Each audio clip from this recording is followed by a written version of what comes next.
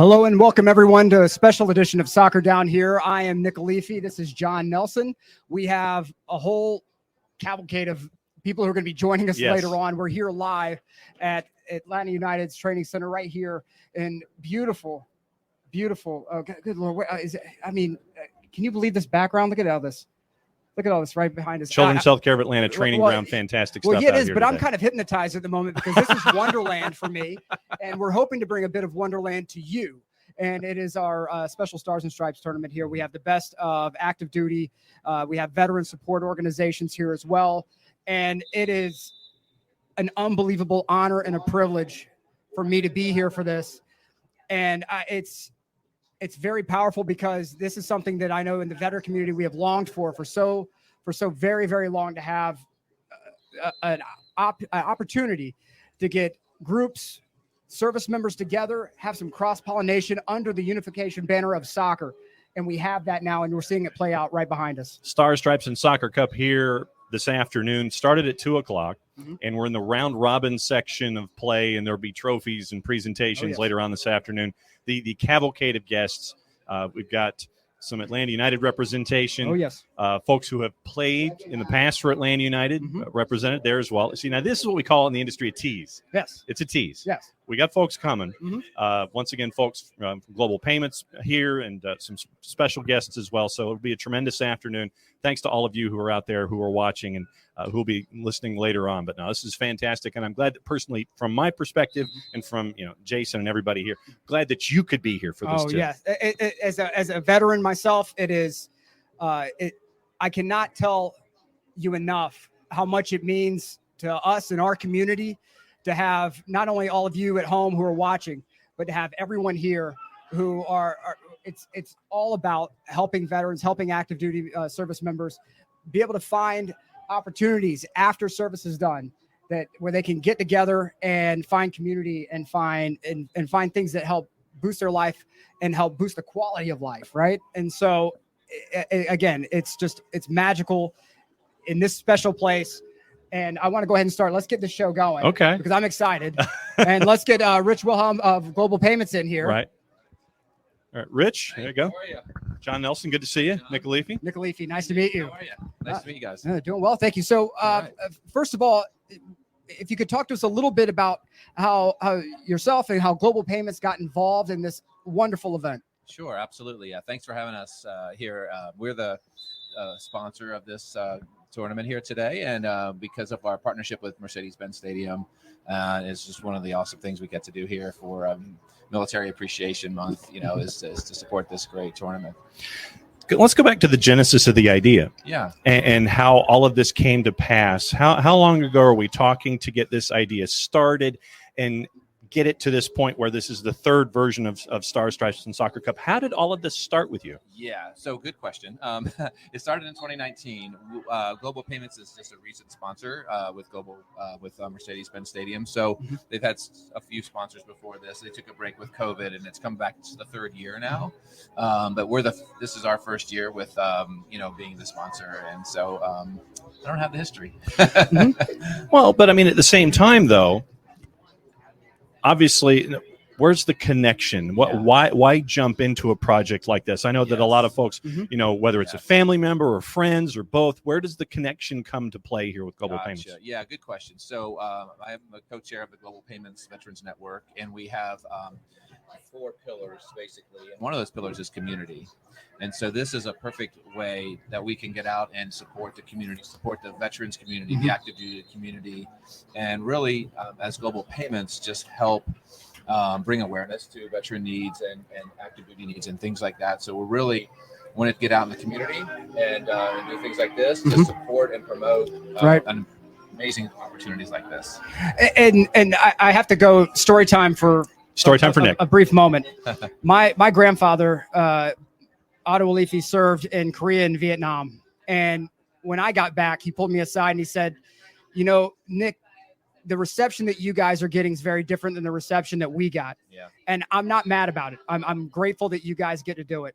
But it's the challenge I'm putting forth to you now is to turn around and help the next group of veterans who come through. Yeah. And so when we have events like this, And if you are an active duty service member now watching this, and if you are an active duty service member or veteran who's listening behind us, there's going to come times in your service when you encounter challenging things, you encounter some traumatic things. And it's so beneficial to know that there are people out there, organizations out there who are reaching out that hand and saying, hey, look, it's not just thank you for your service, but let's find ways of partnering with each other and to help lift, you guys up, because it's so difficult to transition. And so from a veteran, from someone who served and did not have this going on behind me, I want to thank you. I want to thank Global Payments. Thank you. And it just means the world to us that you guys are doing this. And because, it's one thing, for people to give support, and that means the world. But to find opportunities like this where we can get together under the unifying love of soccer and put it together. And so, as far as Global Payments goes, tell us a little bit about that, about what you do at Global Payments on that veteran community, and how you maybe are doing outreach to veterans. Yeah, absolutely. So I'm the co-chair of the Global Payments Veterans Network along with Jack Moore, who's the EVP of our Enterprise Risk and Compliance team. Right. And right now what we're doing is really trying to relaunch the Global Payments Veterans Network. And what that means is really bringing on recruiting to bring in, we want you to join the Global Payments Veterans Network. Right. And, understood. And so May 26th, we're going down to Columbus, Georgia. We have that's our one of our co-headquarters is Columbus. And so we'll be down there. And really what we're going to do is get the word out about, hey, what's the Global Payments Veterans Network all about? And let's come join us so we can really bring, more enthusiasm to what we're doing. Is right now we've had it's been around for a couple of years. We've had some really fun success of doing like Memorial Day tributes and Veterans Day and things like that. But now we're going to supercharge it and really work on veteran hiring. We're really focusing on partnering with our HR team and our recruiting team to really get specialized folks that really can take a veteran resume and interpret what that looks like, to the hiring manager and to make sure that we can build those connections. And because right now, if I know someone that's a veteran, they say, hey, Rich, is there a job at Global? And I'm like, well, I don't know. We have to kind of look at the job posting board and so on. But now we're going to make this, okay, I've got someone I know. Let's refer them to this group. They can look at all the jobs, check out the resume, and really help with veteran hiring at Global Payments. That's one big thing we're doing right now. Right. And because when you are on active duty, the job skills may not directly in your mind translate to corporate America. And you may look at your own resume and say, there's no corporate job out there that's going to take me because I drove a tank or I was an air defense gunner. And so how can I fit into this corporate world? And that's something that I know, because I speak to veterans with regularity. People reach out, hey, Nick, can you talk to this veteran just got out? And, maybe you can help send them in the right direction. That it's so needed to find people who can help translate that military experience into tangible skills that can help any corporation. Oh yeah, absolutely. Yeah, for sure. And we just have amazing success with our veterans that we have in our Global Payments family today. And we wish to keep bringing them more and more and more on, because it's just going to make it a better company and it's going to just be a better environment for everyone. And that was what I was going to ask about, is that when you bring veterans in under the umbrella there at Global Payments, and you get to see that experience that is there, that comes in different forms, not just resume form, but real world form. And to bring them in, it gives you that added element, I think, of experience to help younger employees and to help those of us who don't have the shared experiences that they do, to bring them into situations like that you can now have at Global. Absolutely, yeah, and we haven't really got this started yet, but what we're going to be doing is mentoring programs and things as part of our relaunch of the program, is to just do what you said. Right, it's great to get it in the door, but their lingo is different, and just corporate culture is obviously different than the military culture, and so to have mentors at different locations and sites, to do that, and what we're looking to do is really build little camaraderie communities across all of our sites across the U.S. for now, and look internationally shortly as well, so that they have a place that they can meet up, and maybe every Friday we just get together for coffee and donuts or whatever, and just talk about things and make sure everyone knows what they're doing in their job, and just, camaraderie.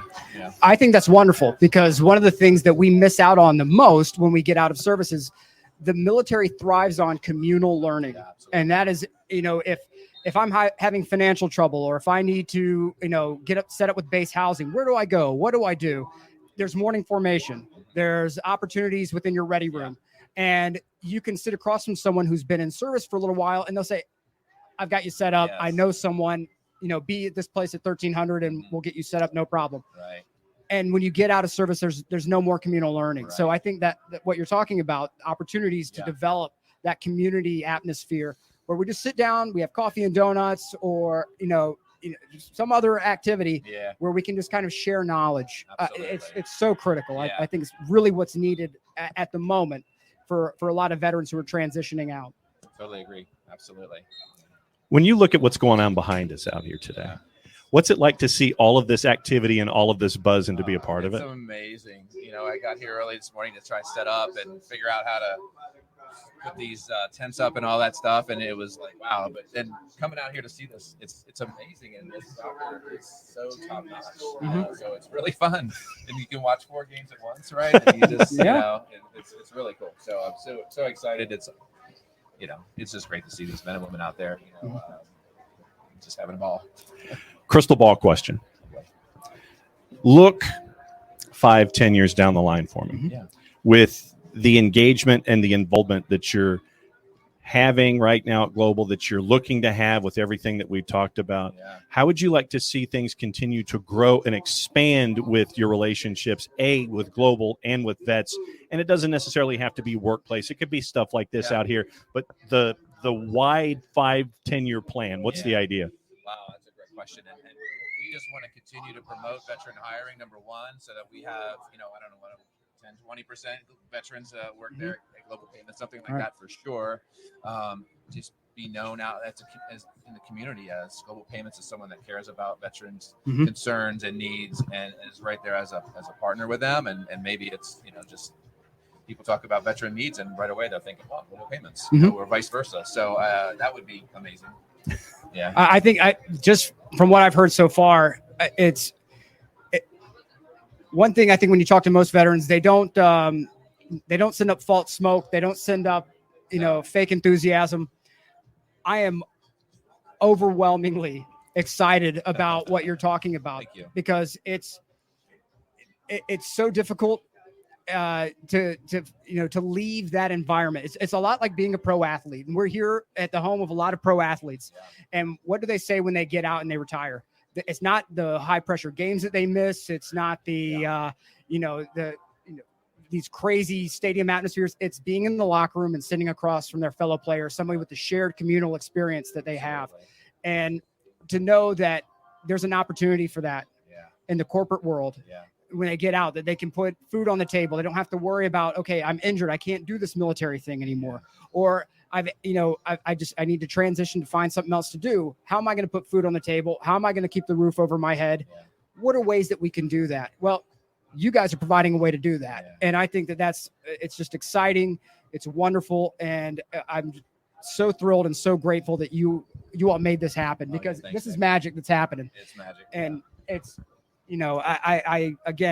it's for all of us in the veteran community, for speaking on behalf of the active duty members here, the veteran service organizations. Thank you so much. It is, I'm just thrilled and delighted. Thank you so much. Okay. So for those folks that are watching, will be watching later, listening to it in whatever form, they want to keep track of what's going on at Global Payments. How do they do it? Great question. You can go out to our globalpayments.com website. We can check that out. Right.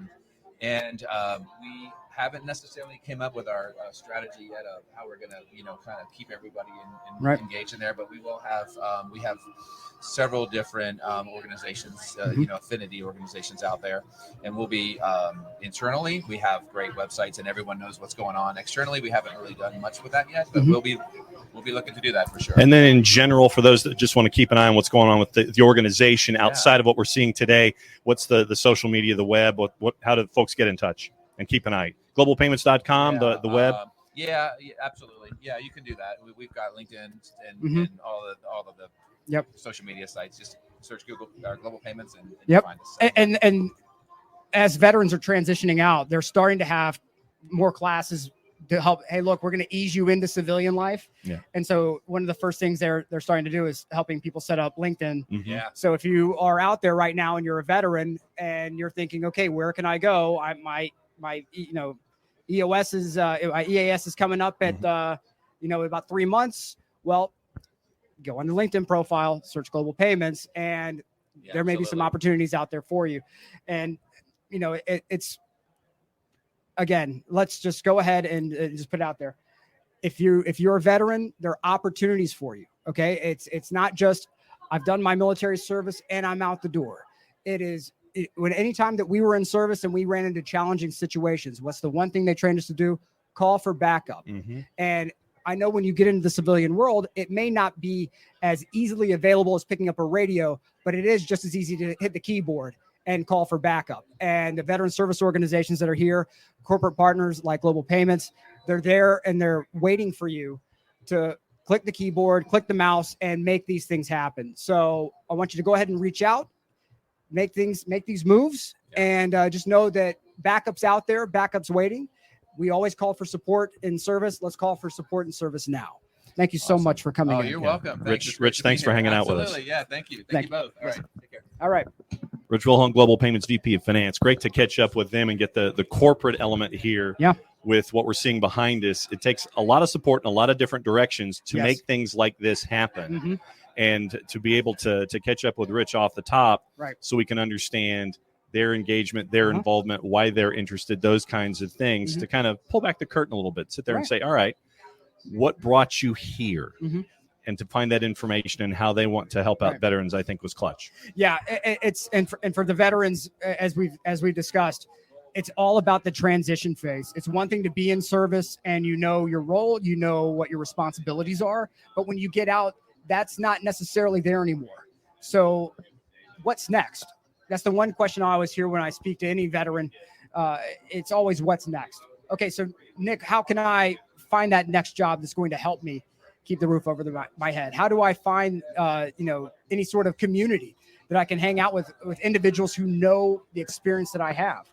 And what we're talking about here is this kind of event, companies like Global Payments, where they're helping set up these communities, and in a way that's not confrontational. It's very much collaborative and community built, and I think it's the future. And I'm so overwhelmingly excited for it, because this is something we didn't have. And I know if you're a vet out there and you came up in the 80s or the 90s, you didn't have this either. But it's great that the service members have it now. Yeah. And I think it's okay. I think it's a great thing to embrace and be a part of. Before we started today, you were making laps down there. Oh, yes.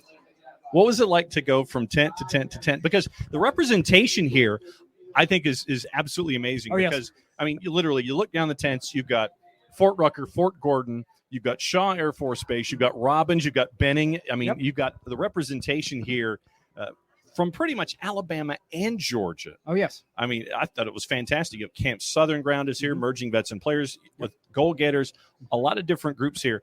And the representation, I thought, was fantastic from a lot of different parts of the state of Georgia and Alabama.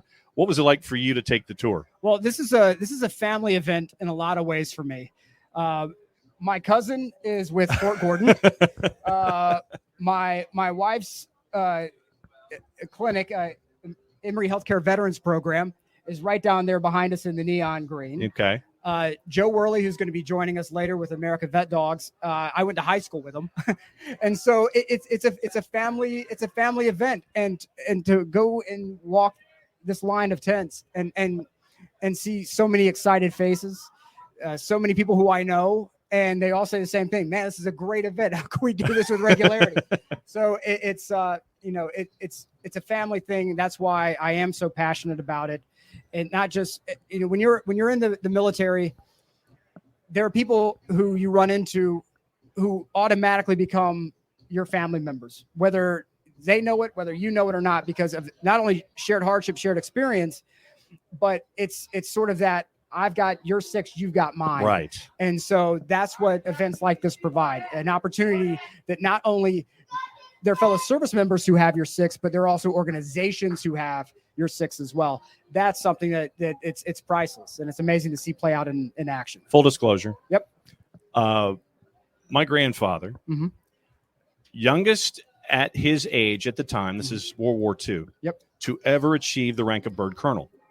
Wow. Invasion of North Africa, Battle of Britain, OSS, Arnold Engineering Development Center. He was with the wind tunnels in Tullahoma, Tennessee. Right. Wanted to re-enlist when it was a Korean War, but he was in his, I'm doing math, mid-40s. Yep.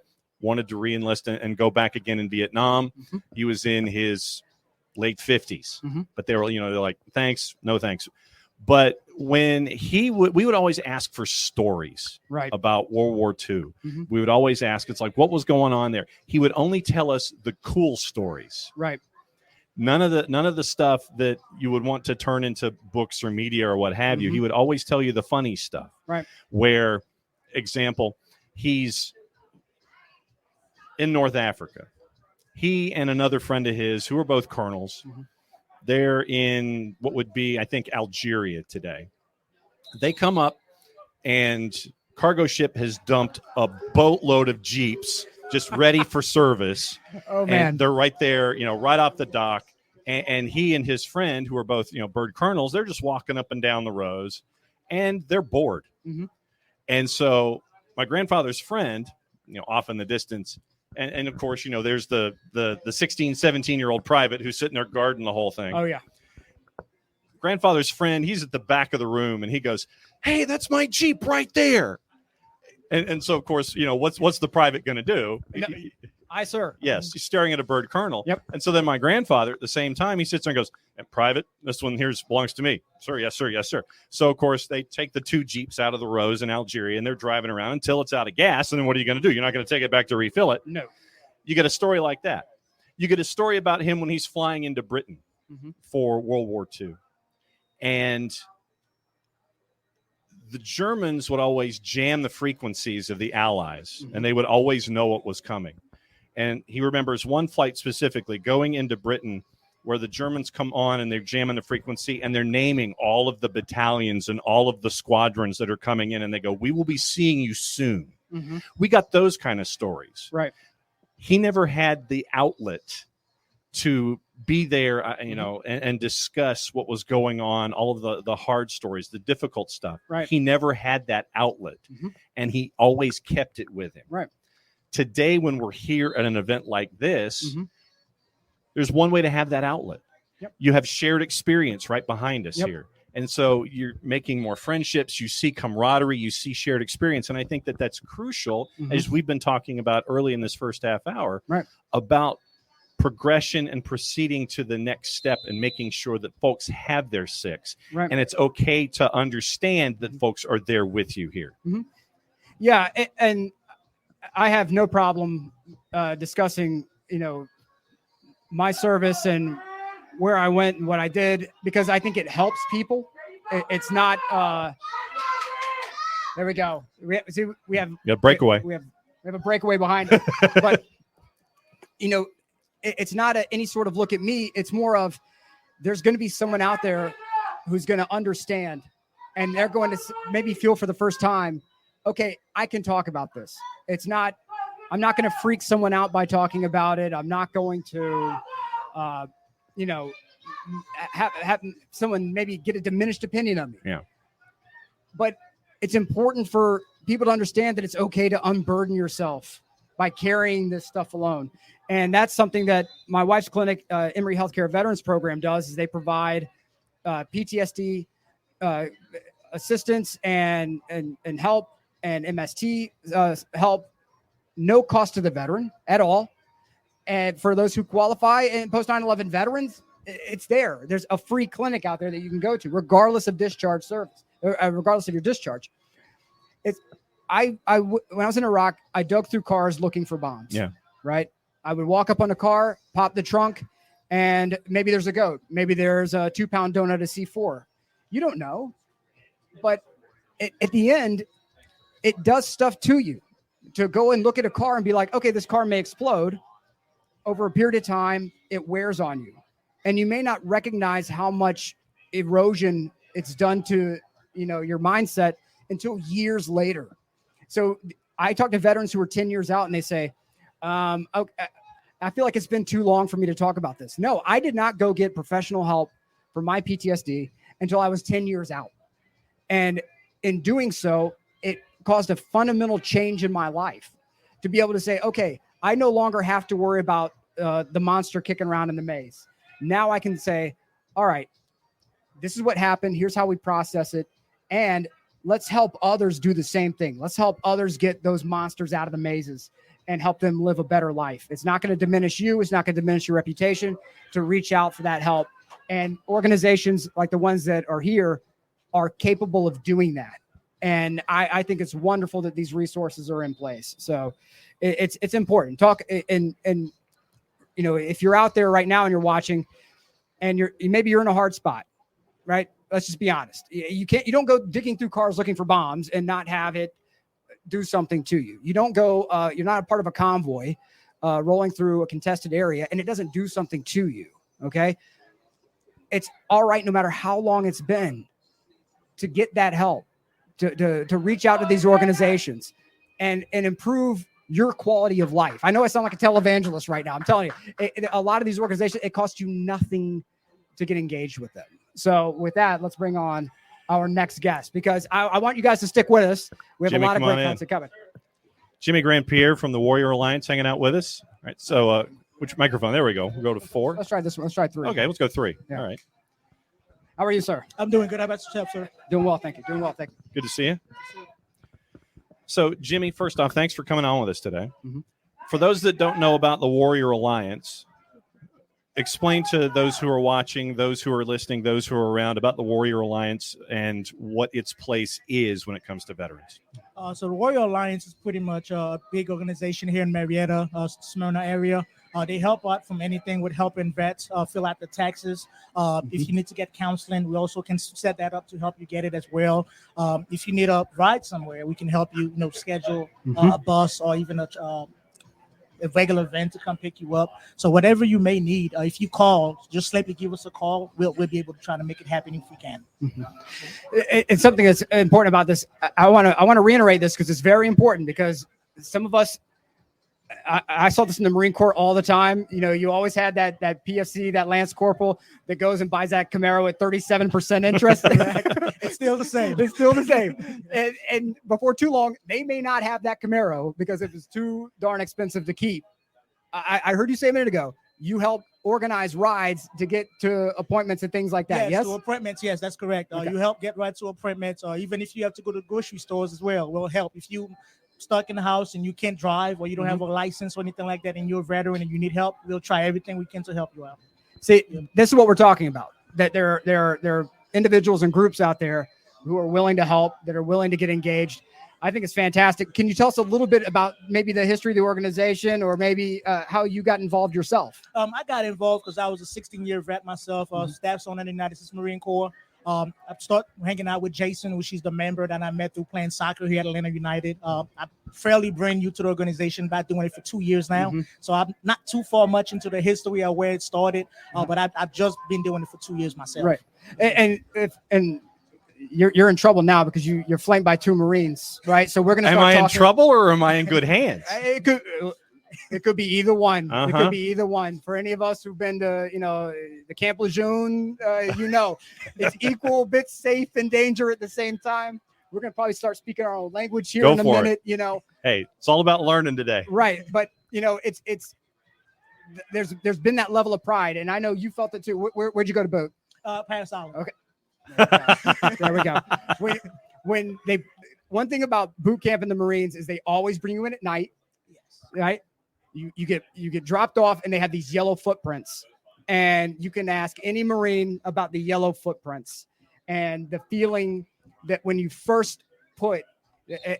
you first put those feet on those yellow footprints and they're talking about the people who came before you and the people who went on to do these amazing things. There's a level of pride in that moment, even before you get awarded your Eagle, Globe, and Anchor, should you be able to finish recruit training. There's that level of pride that you feel.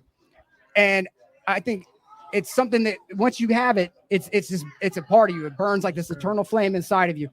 And when we get out, I think sometimes that pride can be a double-edged sword. It can help keep things going because, you know, I'm a Marine. There's nothing that's going to stop me. When I'm motivated and I'm willing, there's nothing that's going to stop me. But it can also be, I don't need help. Correct. I don't need help. I can do this all on my own. And so you end up staying in your house. You end up avoiding medical care. You end up avoiding these things that can be beneficial because you don't have that NCO leadership above you to pull you, to drag you into that better situation. What does it mean to you to be a part of this organization? Because you're out, right? You're done. Almost. Yes, I'm kind of like doing not the reserve, helping the reserves out. Right. But I'm pretty much out. Yes. Right. Yeah. Okay. So what does it mean now that you are on the transitioning out phase, then be a part of an organization like this? It's a blessing to me because then I can get to see the other side, so I can take that back with me and help society, especially the Marines, Army, whoever's the vets that are getting out. Yep. I can definitely help them because now all I know is the military. I don't know the other side that's waiting for me on the outside. So now being able to hang out with these guys and learn the information that they have that I can pass to all my former buddies, you know, that's going through stuff that may not want to talk. Right. Now that may need that extra nudge from a person that they know Right. that can just come to the house and be like, hey man, let me take you and go. Let's go get this help together. I'll go with you. Even if I may not need it, I'll go with you. Exactly. And that's the biggest thing for them, that they don't feel like they are alone going to get the help. Because they have this, it's called battle buddies. Oh, yeah. Right. And they, you know, and they would just say, take your brother and go. Right. And so anything you had to do, you say, I need to go, Sergeant, I need to go here. Sergeant, I need to go there. All right, take a buddy and go. Yep. And so you would have somebody with you for everything. And so when you're out and you don't have that battle buddy, that person to go, okay, take a buddy and go, you feel it's a feeling of that feeling of being alone, that, you know, even though I have all this pride inside of being a Marine, that is never going to go away. Once a Marine, always Marine. And you know, look, I'm just telling you, it is what it is. We can speak different languages. You're going to hear some weird noises, maybe some barking at some point. Nothing wrong with that, brother. It's not going to be King. It's going to be us. So, you know, it's important to know that there are battle buddies out there on the back end that are waiting. And all you have to do is reach out and take care of them, because, you know, we always had the ability to call for backup. We always had a battle buddy available with us. And I was an air defense gunner that started off at 7212 that transitioned to field MP for our tour to Iraq. There are not a lot of jobs out there that are waiting for Stinger missile operators. So you know? And so when you get out, it's like, all right, well, what exactly can I do? Where do I go? Where do I even get started? And so to have an organization like yours, you know, is just, it's amazing. I got out as a corporal, right? E4. When I was a kid, I saw the movie Aliens, and it was Corporal Hicks. I'm like, I want to be him. All I want to be is him. I can get to corporal, nothing higher. I'm going to be okay. But when I got out and I didn't have that aspirational thing anymore, there was no, I'm going to be this. Now it's, I'm a Marine in the civilian world. Oh my God, what am I doing? Right? I have to now worry about my clothes because I had camis before. All I had to make sure was my camis, you know, was squared away. I had to make sure that, you know, I had my boot blouses on. I had to make sure that, you know, my rank insignia was lined up as it was appropriate. And when we say squared away, we're not just talking about, I mean, you got to have everything locked down and ready. We used to have a corporal who would walk by with a credit card and would go along your face randomly. You're walking down the hallway and it goes, hey, Lance Corporal, lock your body and take you would hit parade route, and then they take the credit card, and if he heard any kind of grinding on the face, head call and shave. Go back and shave. I Corporal.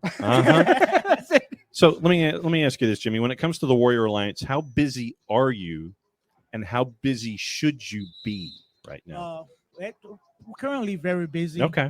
It's not really a lot of downtime per se, because there's a lot of veterans out there that need help. And when they are willing to call and go on the website and, you know, fill out the paperwork or call us, they get the help that they need. So it's really never a downtime. We always have, you know, and that's good news to hear. And that's why I was asking. Yes. Yep. And whenever we'd fill out a leave sheet, And I have to be careful. I can't use the appropriate term because with a microphone, somebody's going to hear something else and they're going to be like, ooh. So when we fill out a leave sheet, on it said you will return rested and ready for the fight. The fight never ends for the Marine Corps, right? That's the one thing that is a unifying thing with us is the fight never ends. You may go from round to round, but the fight doesn't stop. Mm-hmm. And it's important for us to know when we get out that the fight doesn't stop because there's so many of our brothers and sisters who get out and the camis go off, they get hung in the closet, the blues get hung up in the closet, and we pull the blues out, and more we're pulling the blues out for the wrong reasons. Yes.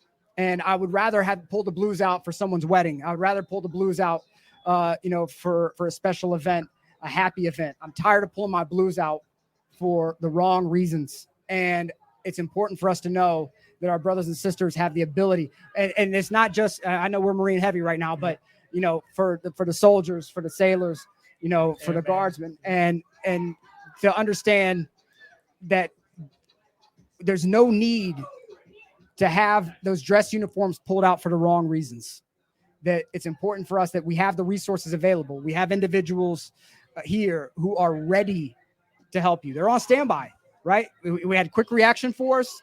You had close air support when you deployed. This is your close air support. This is your QRF now. And so it's important for us, when you come out and you're kicking acronyms at us, we know what we're talking about, right? He knows what you're talking about. So, talk to us a bit about how we can get in touch with you, our brothers and sisters who are out there maybe struggling a bit. It's pretty much easy nowadays. If you have a phone, if you have the internet, you just can Google the Warrior Alliance and they'll bring you to the website.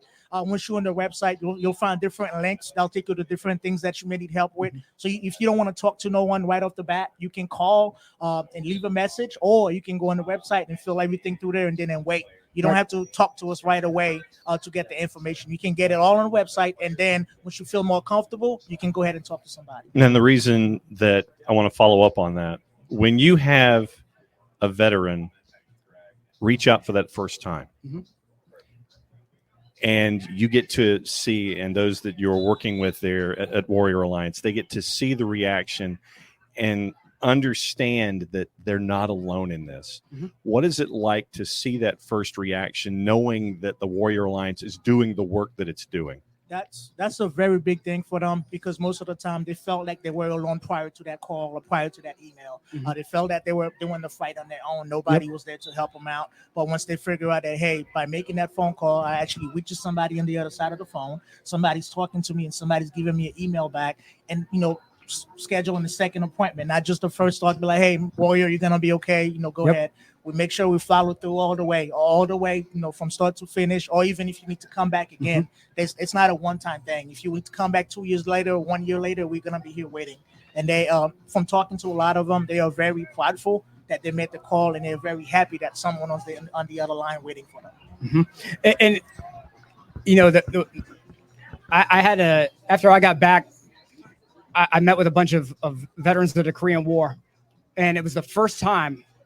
I remember it was the first time I felt heard, that even though these guys were, way older than me, it was the first time that we could sit down and we could look at each other in the eyes, and they knew what I had gone through and I knew what they had gone through.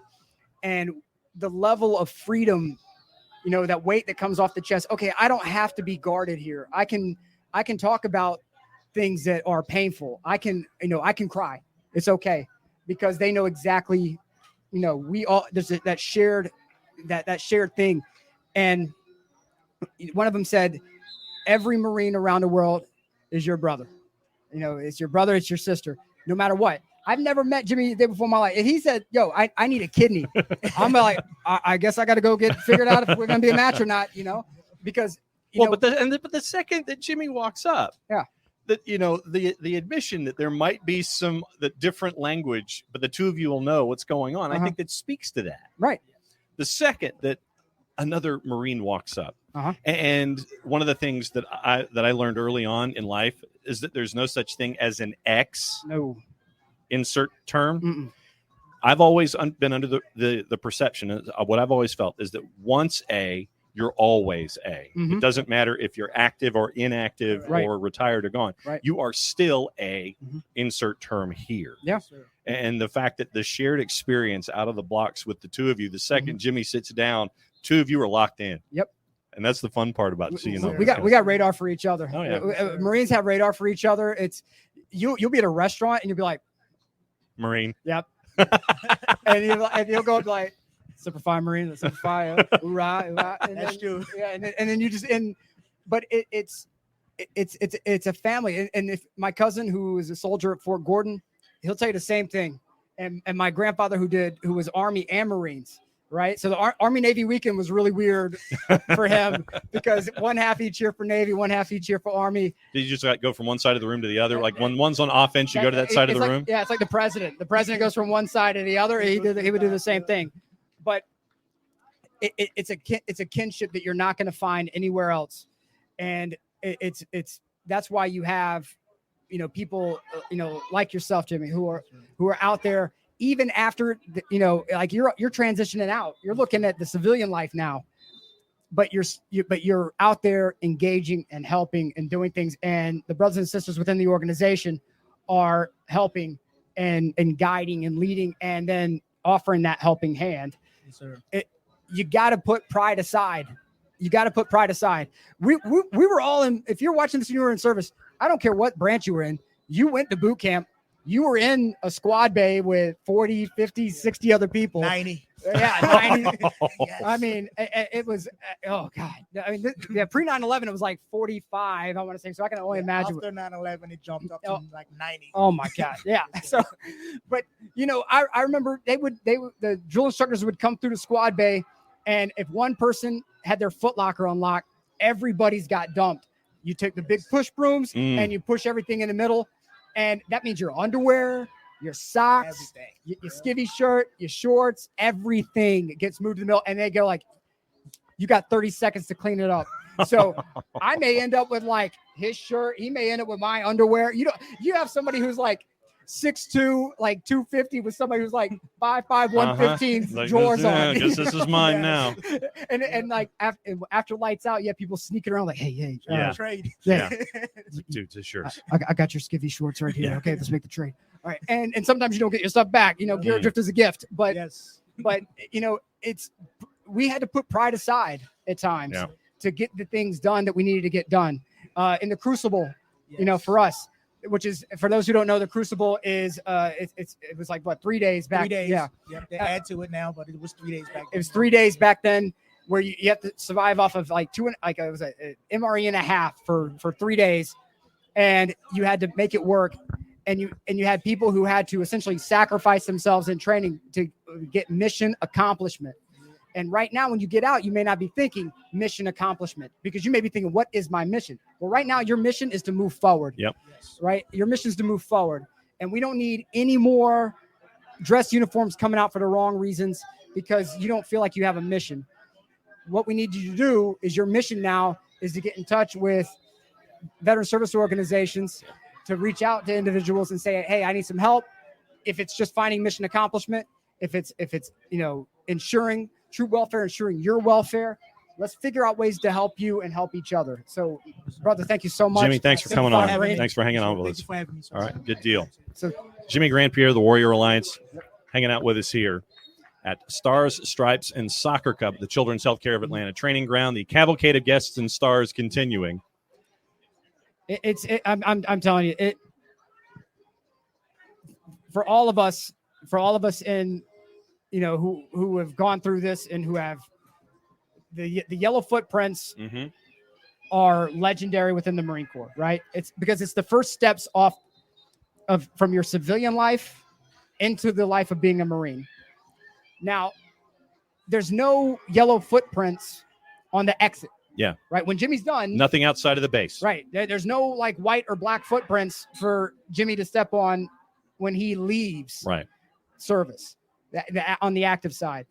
But what organizations like the Warrior Alliance are doing is they're letting you know that you don't have to have this grand entrance into civilian life. There's opportunities for you to transition successfully to civilian life, mentally, physically, financially. And if you need help, because you can't just do it on your own, we're going to find people who are going to help you get there.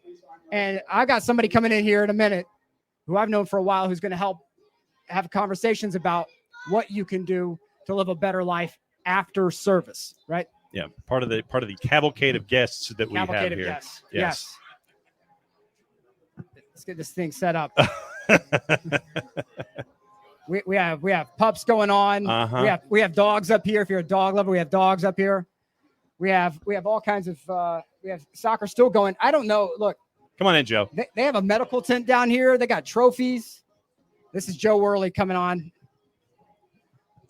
Hey, how's it going? All right, that's yours. There we go. That's yours. Come here, Galaxy. Joe Worley from America's Vet Dogs, and Galaxy hanging out with us today. That's right. It's Galaxy with an IE because he's so fancy. Okay. Oh, yeah, that's the thing. We kick it up a notch. Yeah. Where we're from, we kick things up. We Yes, should keep it fancy out here, man. absolutely. Yeah, that's right. Look, and so for those who don't know, this is Joe Worley, and Joe and I was going to say there's a relationship here. we went to high school together. Yeah, there's old beef. There's old beef. Yeah, we throw down. Yeah. All right, he owes me some money from way back. You know, And so, of course, you put me in the middle of this discussion. yeah. You know, because it's 15. You know, it's like it's like 15% interest compounded over 20 plus. 11. Yeah, but 11. it was only $7.50. But when you're in high school, that's a lot of Yeah, money. It it's is, a lot. It's no a lot. question. The rectangular pizza. Remember the rectangular pizza? Oh man, He wanted some rectangular pizza. I had a little cash flow. I made some things happen. See, now you're making me think, was that real? Because if I was going to borrow money, it would be for the rectangular pizza, Rectangular actually. pizza. So now I'm like, wait, do I actually owe him money? But you know, we both came from East Paulding High School, Yep.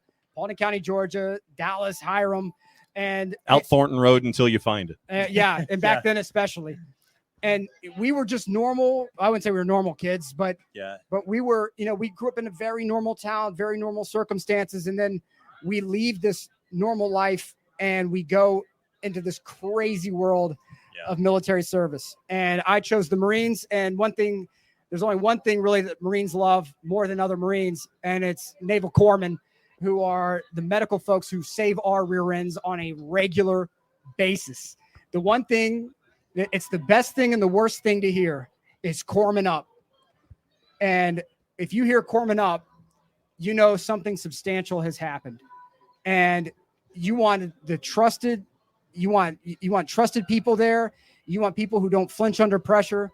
And I'm telling you, naval corpsmen are angels without wings, because they, the number of times that naval corpsmen have saved friends and and family members. It's I can't even put it on a list, but Blood brothers. it is blood brothers. And this man right here was a naval corpsman, and there was a unbelievable event that happened to you, that involved the loss of your leg. Yeah. Yep. I even show it off for a sec here. Okay. Boom. Don't try that at home. Yeah, don't try that at home. That's very impressive. Yeah, it is. Yeah. That's I'm very- flexible. I It's a stretch out. very good Yeah. 180 there on short I do notice. yogurt. Yeah, Yes, I don't do enough. but there's a physical and mental price to pay for service and for deployment, and I don't care what your job was. There's a physical and mental price to service, and one of those things that can happen.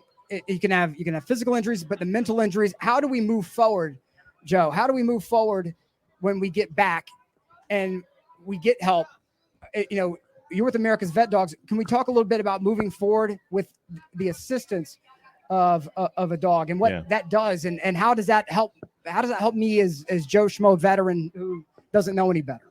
That's a really interesting question. I think we spend so much of our time once we get out trying to find the answer to that.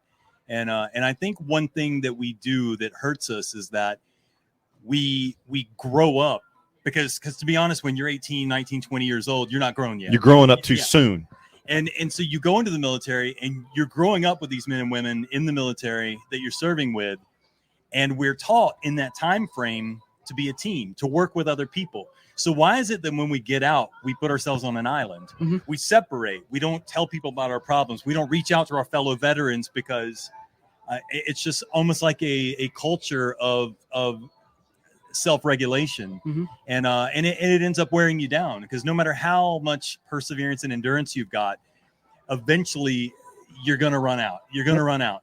And so for me, I found out that getting involved with nonprofits gave me an opportunity not just to make peace with what I'd been through, because despite the physical and mental cost, I think that most people can agree that the mental cost is higher. Yeah. Yep. I think that the injuries that you have to deal with and learn to cope with mostly are the ones that you go through the loss of friends and even through harrowing experiences that you go through.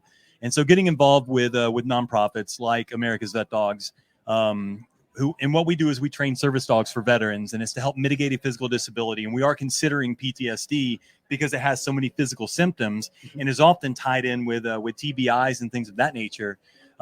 We're considering PTSD a physical injury that needs assistance and mitigation. Yeah. So we don't charge veterans anything. And what we do is we train these dogs specifically for each veteran. And getting involved with that has not only put me in contact with a lot of veterans that I can relate to and have conversations with, it's actually put me in contact with people that just have got the right kind of hearts. You're surrounding yourself with positivity, and it gives you an opportunity to take something god awful that's happened to you and make something good out of it. Right. And to say that I have positive connotations with these super negative things that I've been through. And it's worked for me. And it gives me opportunities to come out. I'm getting a chance to hang out with an old high school buddy and talk about our experiences. And I love that. Yeah. I mean, this is beautiful for me to be able to be here. I got a buddy with me who's a Marine as well. And it's just funny how big your family is when you're, when you get out of the military, if you're willing to reach out and stay in contact with them. Right. And that's half the battle, is reaching out. When I got out, we're sitting at the front gate of an entry control point, and we had, rockets and mortars hitting around us. You go in and you pop in a trunk, and oh, look, it's a 2-pound donut of C4. I guess I'm out. And but when you live through it, right, and that bomb doesn't go off, and you come home, you have to now go, I shouldn't be here. Like this is not how any of this was supposed to be. And maybe you had people who didn't make it back. Yeah. And you're like, okay, why did they have to go? And why did I? Yeah. What the survivor's guilt that's attached. Right. Yeah. And so, it's we have to find ways of reaching out still and breaking through those barriers, and this sort of culture of stoic silence that we just. It's so weird because whenever we're in service, everybody comes by, what's wrong thing, and there's like, sir, this recruit is, and like you have to list out everything that's wrong with you. But somehow when we get out, I can do it on my own. Yeah. No one's going to help me. I'm a Marine, and no one's going to that fuel tank is can go so far. Yeah. You can only go so far on that tank. And when that fuel goes out, brother, you're going to need somebody. Yeah. And so whether it's Jimmy, from right. what we were talking about earlier, or a furry friend. Yeah. I mean, let me ask you this. And I guess this is a 2-part question.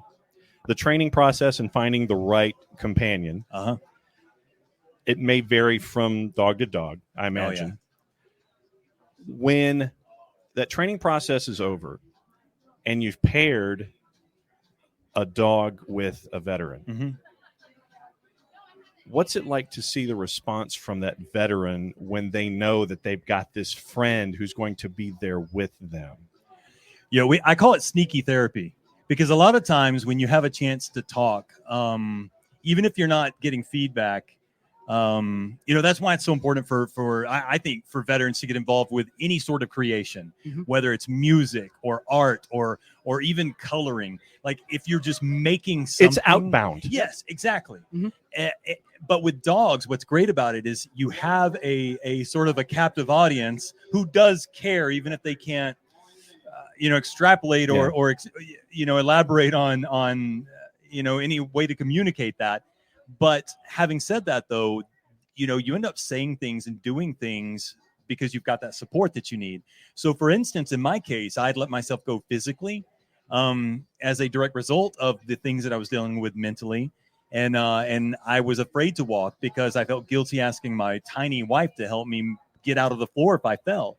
And so once I got access to a service dog, which was trained to help with that, to help me in and out of the floor if I fell, I realized that a lot of that was mental. I didn't really need help getting in and out of the floor. I just needed to know I had it in the background. I needed to know I had the support there. And so, with every dog being specifically trained to every specific veteran, my first dog was trained a little slower. I was a slower person. I wasn't moving around much.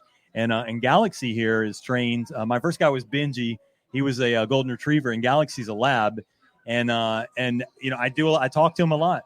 I think some of my favorite times, I love my family and they're fantastic, but it's great to be with just me and him because I feel like I get a little bit of that sneaky therapy of my own where you end up just sort of talking to them sometimes. I mean, with guys, we can get together and not even talk about what's really bothering us and get a lot of that energy out. We can make jokes and be, kind of the dark military humor that you have. And then at the end of it, you feel like you really let some things out, because you've just had a bond of understanding. You get a chance to have a conversation with someone who gets it. And the most important thing is that you're just reminded that there's people that have had your experience. You don't want that for people, but there's peace in knowing. I know when I went to receive help for my PTSD, they said, okay, we're going to do art therapy. And I remember being like, oh, come on. Like, what are we going to do? It's like I was Marine, not Navy. I'm like, am I gonna color some things? Okay. And I'm telling you, by the end of it, it was one of the most revelatory experiences I've ever had in my entire life. Just like, because they said, look, we're gonna have a mask.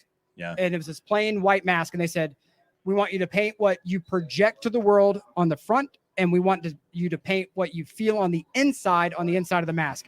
And there was not a dry eye in the house by the time it was done. Wow. Because it was that, like you said, it was the ability to finally have an outlet, no matter what it is, to let it out. And when you open up the floodgates and you finally find that avenue, when you feel safe. That sneaky therapy. Yeah. I love that term, that sneaky therapy. And I think in a way what's happening behind us is also sneaky therapy. Yes. Where you have people who, maybe bumping into someone else from another clinic or something else, and they could say, oh, okay, well, can I come talk to you? Like, am I able to do this now when I'm out, on active duty? Can I do this after? And it's that sneaky opportunity, that sneaky therapy, art, music, like you talked about, weightlifting, anything, whatever gets it out. And with the vet dogs, I've seen it before. Can you tell us a little bit about your interaction with Galaxy? Like, what happens if, maybe you're having a down day? How does Galaxy react? Maybe if you're having a down day, or maybe if you're having a great day. So as you know, I'm always upbeat. I'm one of those people that kind of just, roll with it. But having said that, it doesn't matter who you are, you're going to have days. And what's funny about these dogs is they don't allow you to sulk that much because you have a schedule. You have to feed the dog. You have to take the dog out. Yes. And we've had people go from living in their house and not leaving the house for, a month or two at a time. This is pre-COVID. So this wasn't just sort of like a COVID hangover.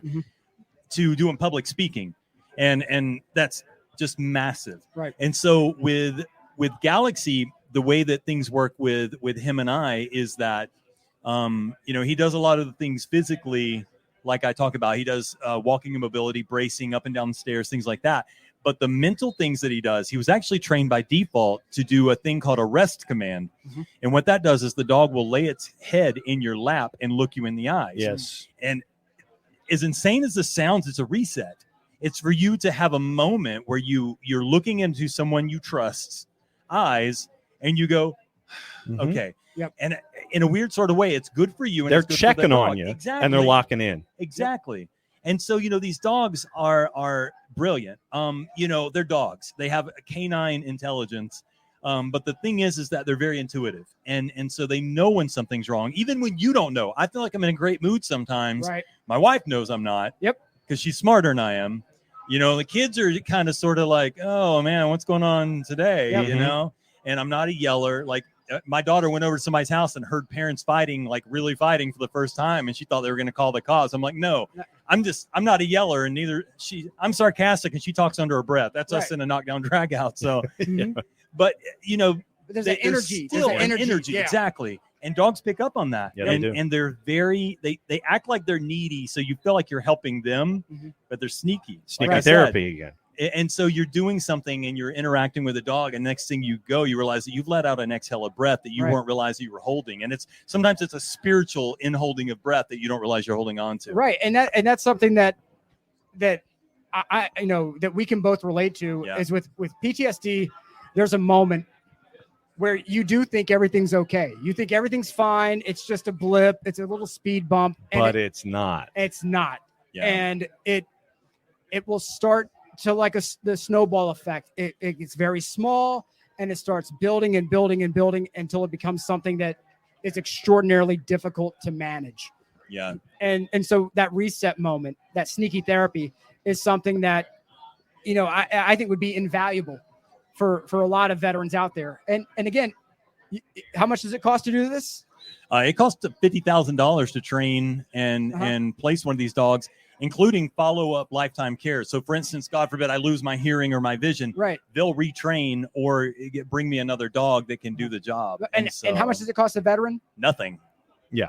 Nothing. Zero. Okay, yeah, my hearing's really bad. Again, it's zero cost to the veteran. Zero they will cost. fly you up to New York. They have a beautiful 10-acre campus. Wow. There's a chef on staff. Ooh. You spend 10 to 12 days that we've had to shift because of COVID and everything, but we're doing everything right. And you're up there for me, it was 2 weeks. Right. And you don't have to pay for the flight. If you have a caregiver, they'll bring the caregiver up. There's no cost to you. Anything that you spend on the way, you turn in a receipt and they'll help you out. And there's a bag of dog food waiting on you when you get home. So then let's go back a step. How do you make that first step to get engaged with America's Vet Dogs? If you're interested, how do folks get interested and be a part of the process? Okay, the second full moon of February on even years. Yes. No, I'm joking. On the 30th of February is when you have to apply. When there's a total lunar eclipse, Yes, John, is yes. when really You have to blink 3 times at it. No, so what you can do is you can go to vetdogs.org and you can actually start an application process. Of course, I got to say, we do a lot of this on individual donors. It does cost money. It just doesn't cost the veteran anything. And so, I'm not going to sit here and promote, but I will say that Atlanta United has played a huge part in bringing awareness and therefore donations. Yep. And so I'll say that if you want to know more about how you could help, or if you want to know about how you can apply, as long as you're a first responder or a veteran who served, it doesn't matter if your injuries are combat related or not, you're eligible. And so if there's something we can do for you, then you can go to vetdogs.org and fill out an application, and we'll follow up with you and see if there's something we can do to help. I want to hit on that one point you just made. There is this stigma that exists out there for people who may have non-combat injuries, non-combat trauma, and they think, I don't deserve help, I don't rate it. That's the magic word I always hear. I don't rate it. That's the number one thing. Yeah. Whenever I have, and those are the people for me, whenever I hear somebody say something like that, I'm like, this is somebody who feels guilty about pulling from the system. This is somebody who thinks that there's somebody more, more deserving. Yeah. And that's never the case. I mean, the more people that are interested in this, in what we do, the more people know about it, And that's the important thing. For like my wife, for example, works at Emory Healthcare Veterans Program. They treat active duty, guard, reserve, whether you're completely out and you're a veteran, post 9/11, if you qualify, it costs you nothing. But that's one thing that is important for everyone to know. America's Vet Dogs, Emory Healthcare Veterans Program, the options are out there for you to get help. You rate it. Yeah. You rate it. That's the one thing that my wife has asked me. She goes, she says, Nick, what about the people who say, I don't rate it? I don't rate. They're probably the ones who need it more. They're the ones that will benefit the very most from the assistance. Yes. If you signed your name on the dotted line, you put yourself in positions. None of us knew. Like, let's be clear. None of us knew what we were getting into. None of us knew. And I mean, at all. Anybody who says that is absolutely playing modern warfare in their head. They have no idea what they're signing up for. And I signed up because this is pre 9/11. I signed up because I was bored. Yeah. I'm like, my buddy's like, I'm going to go to Marine Corps boot camp. You want to go? I'm like, Okay. Okay, I guess. Yeah. And so I signed up because I was poor. there you go. It's like, if I'm going to be poor, I might as well Steady travel the steady world. paycheck, travel the world, defend Yeah. the country, all those things check off. But you're doing these jobs around jet fuel and ammo And explosives. and things that go Boom. boom if you drop them too Yeah. hard. And we're kids. Yeah, really. We're like It's 18, like, hey, 19-year-olds. things that go boom to an 18-year-old. Hey, Yeah. here. Yeah. There you go. And so, even if it's not combat related, you were in a dangerous job, dangerous situations, and you rate it. Yes. You rate it.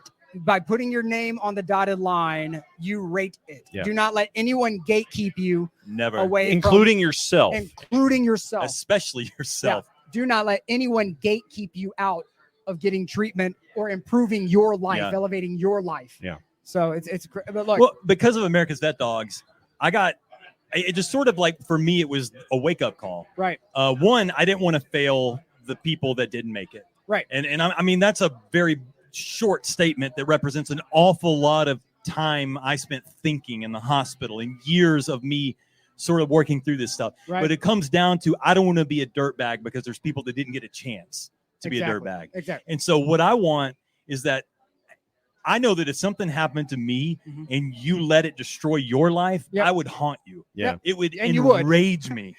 Like, I don't want to make their sacrifice less. Right. I want to make it where they go, Worley really Mhm. picked it up there. Yeah. Like, he really did work for veterans Mhm. afterwards. That corpsman mindset of wanting to take care of people, he carried that on. Yep. And that's important to me. Yeah, and you and I, we were in the same drama program. Yep.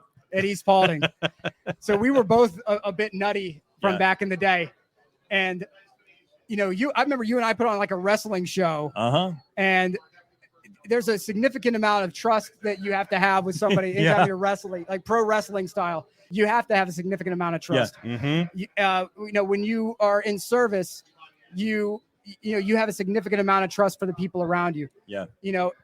Because you have this relationship that goes way back. Whether you're service, whether civilian life, Mhm. trust the relationships around you. Yeah. Don't wall them off and say, I can't let these people know what's happening. You're But- digging foundation out from your own house when you do that. Oh, it's crazy, right? Yeah. It's crazy. And retroactively, when you look back at it, you're like, I should. What an was I idiot. doing? Yeah, Yes. exactly. And the thing is, though, is that, and likewise, I would haunt, because of our background, I would haunt you Yeah. to the end of time. You'd be like 90 living. I'd be like, ha ha ha, ha ha ha. You thought you were getting away with it, didn't you? No, sir. I'm right here. Get off your pity pot. I'm still waiting. I'm Yes, still here. But so, exactly. Joe, I want to thank you so much for coming in, Hey, brother. I man. love you as always, you too, man. brother. And Absolutely. Good to see you, as Joe. always. Hey, thanks so much. Thank you, guys. Oh, Y'all thank take you. care. yes. I love you. And thank you. I love you.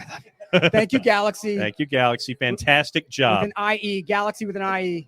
Great job. those trashy galaxies with a Y. No. We upgrade our galaxies in these parts. Galaxy's like, what? I was sleeping. Here. Yeah, and that's the thing is that Joe and I, we go way back, and what's crazy is that he's always been built. This interaction right We have here. David man. Bellavia, yeah. See Wow. now, see what you get? Yeah, see, with this again, cross pollination event. Yep. You guys can't see this off camera right now, but it's this is a guy who I've known for so long, Mhm. Joe, Yeah. and he's always been this incredibly strong person, right? Physically strong person, and he was universally at school loved and respected.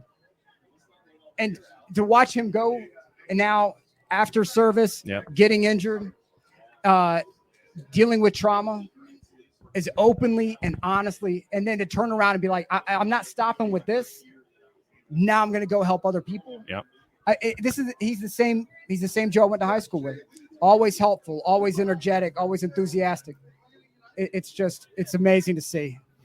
It's a very cool afternoon here at Star Stripes and Soccer Cup here at the Children's Healthcare of Atlanta training ground. We have kind of passed the halfway point of the cavalcade of guests and stars and the action going on behind us. There will be a trophy handed out at the end. There will be. I want to know. I wish I could get an update on who's. We need who's on the leaderboard. we need a real time update as to who's winning right That's now. right. I need a leaderboard, but Yeah, we do. But it's so powerful to be here Mm-hmm. and to have this action taking place, to have the guests that we've had. Yep. And there may be people out listening who are like, maybe I should let my loved one who was a veteran know about this. I don't want to overreach. No, overreach. Mm-hmm. Overreach and let them know about what's happening. Overreach and let them know that help is available, that it costs nothing. It costs nothing. Like it costs America's vet dogs $50,000 to train the dog. That's a cost to them, not a cost to you. So, EHVP, Emory Healthcare Veterans Program. These are top flight psychologists. The one of the leaders who runs the program literally wrote the book on PTSD treatment. It says Dr. Barbara Rothbaum on the bottom of it. She's running the clinic. All of the therapists there, all the psychologists there, they are top flight, and it's free. Mm-hmm. It costs you nothing. I'm catching up with Jimmy Grandpierre from the Warriors Alliance to find out all the work that they're doing here in town today. And you don't have a car, you don't have a car. You don't have transportation. You can call Jimmy and the Warrior Alliance. They're going to come in. They're going to, we can engineer transportation for you. We can arrange help for you. You got a medical appointment. You need to help know where to go for, medical treatments, therapy, whatever. It costs you nothing. You're running out of excuses. If you're at home and you're watching this and you're a veteran, you're out of excuses. It's free. It costs you nothing, but we need you. We need you to take that step over that speed bump and engage. That's what we need you to do. And if you're a family member wondering if I can help that veteran get over that speed bump, do it. Try, ask. Yeah, know that the 6 is there if you ask and open up for it. Absolutely. The outbound effort. Yes. I know it's tough. Oh, God, it's incredibly hard. To take that first step. Mm-hmm. But when you take that first step and you get to catch up with America's Vet Dogs, you get to catch up with Jimmy Grandpierre and what they're doing, taking that first step in whatever form it is. Right. Like you with your artwork. Yeah. That kind of a first step where people are sitting and go, nah. Yeah. I was completely incredulous too. I was like, oh, come on. Painting. But it was an outbound experience. Changed everything. It kicked open the door to once I saw how effective it was, then it really opened my mind to like, okay, there's something to this. Maybe these people are right and maybe I'm wrong. That kind of self-corrective moment. Yeah. Like, no. But they know what they're talking about. But to have that door open. The door opening. And the understanding that folks are there for you in whatever form it is. Right. Could be something as simple as a vet dog, could be something as simple as an art class, could be something as simple as picking up a phone or shooting an email saying, I need help to do X, Y, or Z. Mm-hmm. All of these different ways are in front of you. And another way is behind us today. Yes. To have that kind of athletic energy, to have that outbound experience in all of this. And I think that that's just as important. However you find your outbound and wherever you find your 6. Yes. I think those are the 2 keys here that we've been coming across in different forms today. And I think that that's been great. You look at global payments with what Rich Wilhelm was talking about at the beginning, getting engaged in something like that and having companies who want to have veterans as a part of their workforce. Right. Because as you said at the beginning of the show, you can't sit there and put diffusing C4 and have it translate to a modern day workforce outside of military service. No. But to have companies sit there and understand that someone who knows what it means to lead others, know what it means to sit there and organize and orchestrate and have folks doing certain things, that kind of command that's attached to a modern day workforce. Right. Just because it doesn't show up on a CV doesn't mean that you don't know how to do something. Right. And for veterans, we look and we say, how do we translate to this? It's not just a corporation opening the doors. It's, as a veteran, how do I fit into this organization? I see one key line here that works for me. Fast-paced environment, must be able to handle. Yep, I qualify for that in totality. But there are skills. There are leadership skills. There are intangible skills, things that aren't going to be able to, just fit simple, easy into that. It is not. Yeah. You take the building block and you put it in the square hole. Right, It's not rectangle. It's not square into a square hole. Right. And you have to kind of look at it in 3 dimensions and go, okay, they've done this. How does that apply to me? Yeah. Instead, you have to understand that if you have that mindset, I don't fit, they won't accept me, you're already walling it up. What you need to understand is the situation is far more malleable than you may realize, because people like Rich and Global Payments are sitting there going, no. We want those intangible skills. We will find a way to make the rest of the skill set fit. We will find a way to make sure that all of that the uniqueness of your experience can be brought in to help our organization grow, which I think it's amazing. It's the community. David Bellavia, Congressional Medal of Honor recipient, coming in. Come on in. Hello, sir. How are you? Thank you for your service. Thank you for John Nelson, good to see you. Nick Alifi. Which one? Pick one. Right there You go. There we go. All right. So David Bellavia, Congressional Medal of Honor recipient from the Second Battle of Fallujah. Thanks for hanging out with us. Thanks for having me. I appreciate it. The guy you were just talking I know. It's to, like, what was this conversation that you and Worley were going with I've here? I've known that guy for, going on 15 years? Doc Worley. Let me tell you, this is the only living recipient from the Iraq War. Joe Dan Worley's story, Doc Worley. That guy had his legs sawed off with an enemy machine gun while he was trying to save a life. Mm-hmm. That kid is one of the baddest bears in the valley, and that story is a part of our generation. He's one of the great heroes of our generation, and there should be at least 20 other guys wearing this thing that are still with us today. We've got a lot of making up to do when it comes to that global war and terror generation. Indeed. Yeah. And as somebody who went through it as well, it's, I've known Joe Worley since we were in high school, and he's been that guy since minute one. He keeps telling me he's going to give me his shoulders for Christmas, and I'm waiting on it, because he's a physical stud. But we would go to Washington together. We started a group called Vets for Freedom. He's one of the founders of it. But what I'm seeing out here, which is a great Arthur Blank and the foundation and Atlanta United, but you got veterans and you've got active duty, and they all want to win. Like you want to win. All want to win. They're knocking people over and they're picking them up. Yeah. The ball's out of bounds. The official doesn't blow the whistle. They're saying the ball went out of bounds. These are all people that live with a code, and they're honorable people, men and women. And so seeing that with all the kids out there, and seeing the way that Atlanta United has decided that, if we're going to grow this game, which is all about how you play it, right? Tenacity, honor, respecting the rules, respecting each other. We need more of that in America. And, I go around to a lot of different franchises in MLS. This is world class. This facility is world class. But what the team is doing here, it's a world class organization. And what better way to honor that than bring the best of a generation out there to play around? I think it's pretty cool. And we mentioned throughout this afternoon the idea of the outbound emotion, the outbound experience, finding that outlet, because a lot of folks who serve this country present tense and who have served this country past tense, they think that they don't rate. They don't need the help. Someone else does. I'm going to keep all of the stuff inside. I'm going to bottle it up and not get the help that they deserve. This is just one way that they're doing it today, with what we're seeing. All of these different things are available to folks. And this is just one fantastic way that we're seeing that happen. You put that beautifully.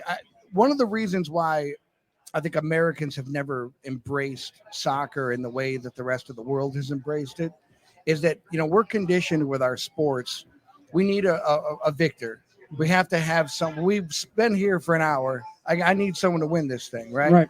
And everything is, even on our team sports, baseball, the pitcher versus the batter. What are the stats? One person. What's your role as an individual in a community? And soccer is all about the team.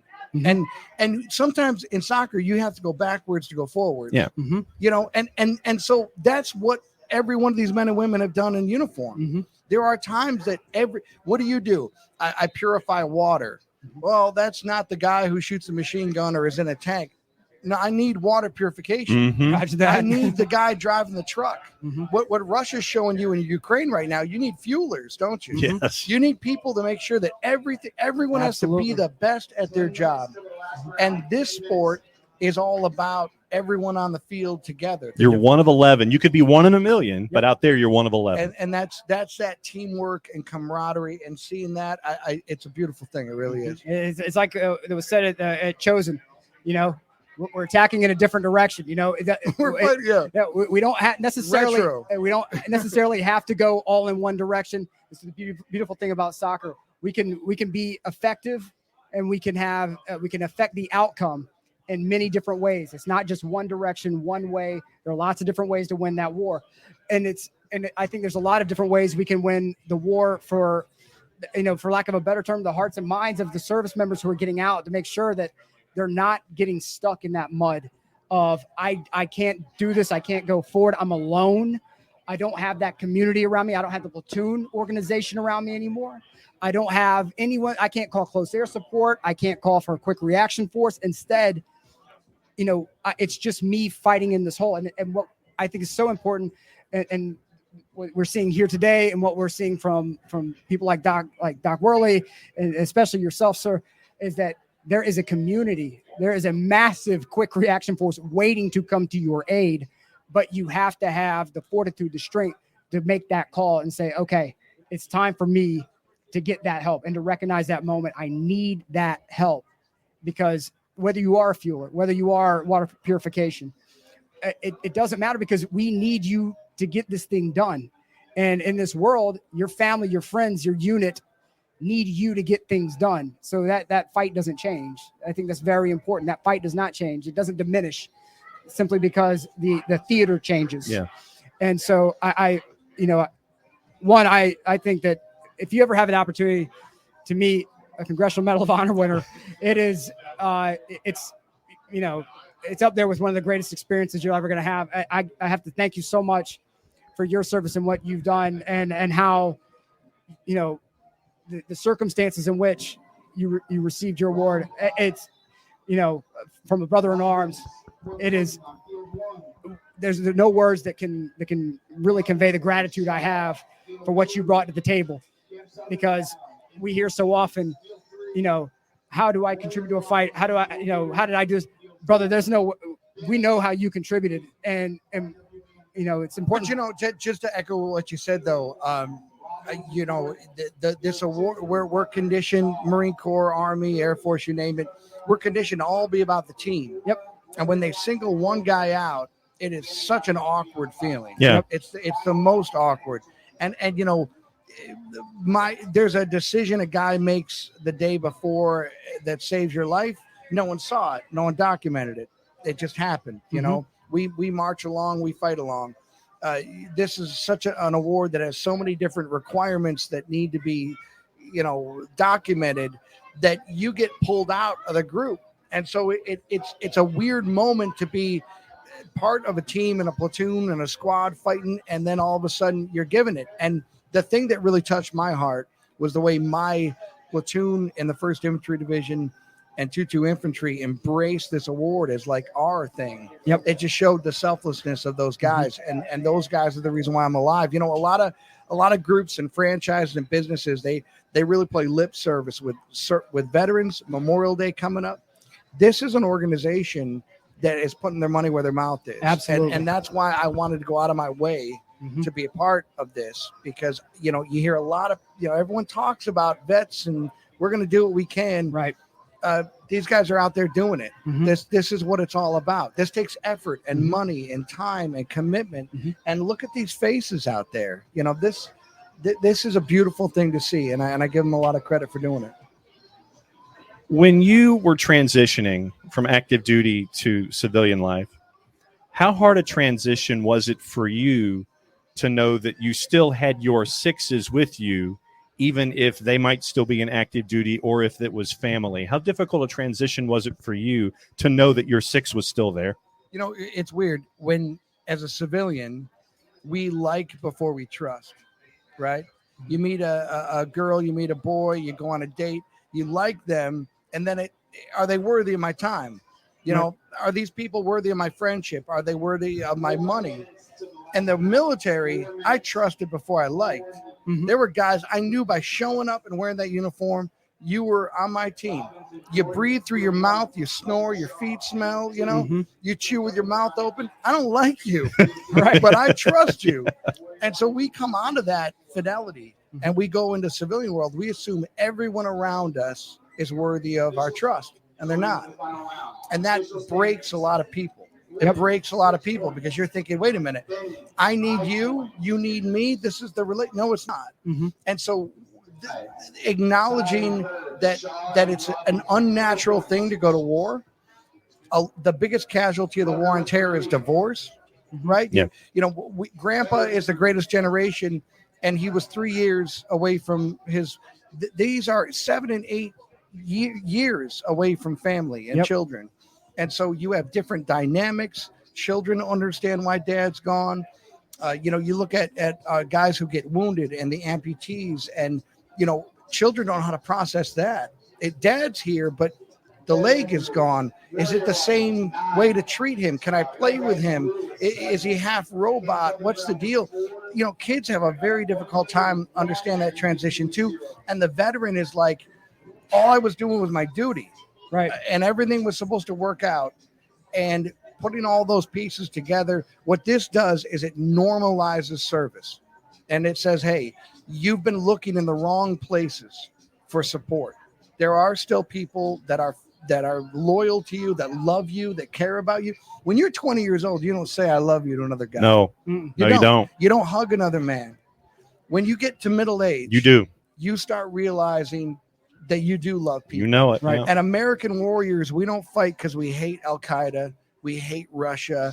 We fight because we love America. We love our way of life. We love our country. And while everyone's fighting over what divides us, you know, your gender, your sexuality, none of that is an equation when I'm with you in a foxhole getting ripped up by machine gun fire. Right. I want you by my side. That's a totally different relationship. So we need to remind veterans, just because the people at the plant or the people at the restaurant you work at, they don't get it, we get it. And you have to be reminded of who you are. And when you find that love and appreciation and respect, it's never going to leave you, just like it didn't leave you when you were in uniform. And that's the thing, is what we were taught in the Marine Corps, every Marine is your brother. Every Marine is, every Marine you meet is your sister. It's a family unit. I watched guys get into open fist fights before we would get on the post. But the minute you get on post and somebody gets behind a 240, somebody gets behind a 50, and then there's a silent communication. I can look at you, and with a look, you know exactly what I'm thinking. You know exactly where I'm going. It's that trust. It's that relationship. You don't find it. It's so hard to find anywhere else in the world to begin with, but that can exist outside when you're done. When you sign your exit papers and you're done, or the military's done with you, you know, that family's still there. And it's important for us to recognize that family and that trust can still be found out in the civilian world with your brothers and sisters who aren't going to let you go. David, thanks for hanging out with us. Great to see you. Appreciate it. Thanks for all you guys do. Thank you for your service. Thank you, sir. Thank you for yours. Appreciate it. Thanks a lot. Enjoy the soccer for the rest of the day here at the Stars, Stripes, and Soccer Cup here at the Children's Healthcare of Atlanta Training Ground. Here's his resume. Congressional Medal of Honor recipient from the Second Battle of Fallujah. We know this. Bronze Star, 2 Army Commendation Medals, 2 Army Achievement Medals, and the New York State Conspicuous Service Cross. That is David Bellavia. And that was good stuff. There we go. We're tagging out? Calling a sub. All right. We have a sub. Going to the bullpen. All right. So I'm there we going to take go. a sip of water while we have it. John, thank you so much. Don't worry. But for anyone who doesn't understand what it's like for a member of the military to meet a Congressional Medal of Honor winner, it's like you're a basketball lover and you meet like Michael Jordan. You know, you meet one of the legends of the game, and that to have somebody like that, a legitimate 100% through and through hero, is just. I appreciate the opportunity to do it just for that interaction alone. Are you having fun running point today, Nick? It's powerful. It's powerful. It's very, very powerful. Well, Nick, let me introduce you to Darren Eales. Hello, sir. How are you? Nice to meet you. Nice to meet you as well. God, I was saying earlier, it's almost a family event for me. My cousin is over with the Fort Gordon team. My wife works at Emory Veterans Clinic, and they're the team in the neon back there. I've known Joe Worley since high school, so and to be here in what I consider Wonderland is especially for such a wonderful cause, it's mind bending, and I cannot thank you. I can't thank Global Payments, the partners across the board who helped make this happen. Because when I got back from Iraq, we didn't have this. There was no community waiting on us, and so we could go to a couple of different outlets, but for a long time I waited to get help because I didn't know it was available. I didn't know which questions to even ask, and so one day everything fell apart, and my wife was like, "Okay, it's time for you to get the help." And I was able to say, I had a community ready to help me. Yep. And I think it's important for people who are behind us today to know that they're going to cross-pollinate as these games happen, and they're going to know that help's available for them. And that is priceless. So thank you so much, Atlanta United, yourself. It's as a member of the veteran community, this is priceless. Thank you so much. I mean, look, obviously our pleasure, and this is something that I'm personally fond of to see it grow. Like, it's getting bigger and bigger each year, and I think it's something that across the group of Arthur Blank's businesses we try to help out, but we want to have a unique spin depending on the business. So for us, this idea of having a tournament, but then we do it around a match as well, so the next day we get a chance to get everyone together. Obviously we've got David, who you're just speaking to, as a Congressional Medal of Honor, speaking and trying to inspire the troops, so to speak. And so for us it's something that we love. But the other bit, Nick, and you sort of mentioned it, is it's that way that you can just bring football or soccer as a connecting. So that's what's great about the game. You come out here, you're fighting on the pitch, but afterwards you'll have a handshake up here, and you have that camaraderie and you have that network, and that's part of it that we're trying to build that. And we love it as well, the competition, because it's getting bigger and bigger. And I know we're Alabama now, South Carolina, as well as Georgia. We want to expand it. We want to be that club in the South that's broader than just Atlanta or just Georgia. So it's quite nice as well to see it's growing in geography as well. Oh, it's wonderful. I think what's always been so impressive to me about whether it's Atlanta United's foundation work or Arthur's foundation work is what you talked about, Nick, the networking portion of it. It's never just a check and here you go and do your thing, or just an event. There's always these opportunities for the participants to interact and learn from one another. Yeah, look, I think it's been, to be fair to Arthur and his foundation, right from the very start, they've always been about, thinking about who they're trying to support and how they can help, not just beyond giving money. And I think the Beltline's a great example. Yeah. The thought process behind the Beltline, that needed funding before anything even got built. That was the genesis of the idea. And I think if you look at the success that's been, that's an example of where the foundation tries to think, okay, it's not just about giving a check. What can we do that obviously can help people in need, but also that we can build something? And that's what, this is something little. Now, what we'd love to do is spin this off to other MLS clubs. So in a way, it's a little bit like the vision for Station Soccer and what we'd like to do in the World Cup is, what can we do with we're lucky because we have Arthur Blank, we have the foundation, we have a city that's totally embraced the sport. So we have a lot of buy-in. Our supporters are connected as well in our giving. So how can we take that, try and model something that's best practice, and then share it around the country? So that's the other thing. It's not just about here. It's about what we can share in terms of our learnings. And you have the infrastructure as well. I mean, not everyone around the league is fortunate enough to have a training ground like this where you can have 8 different fields going at once, and the first team can train for a match tomorrow at the same time.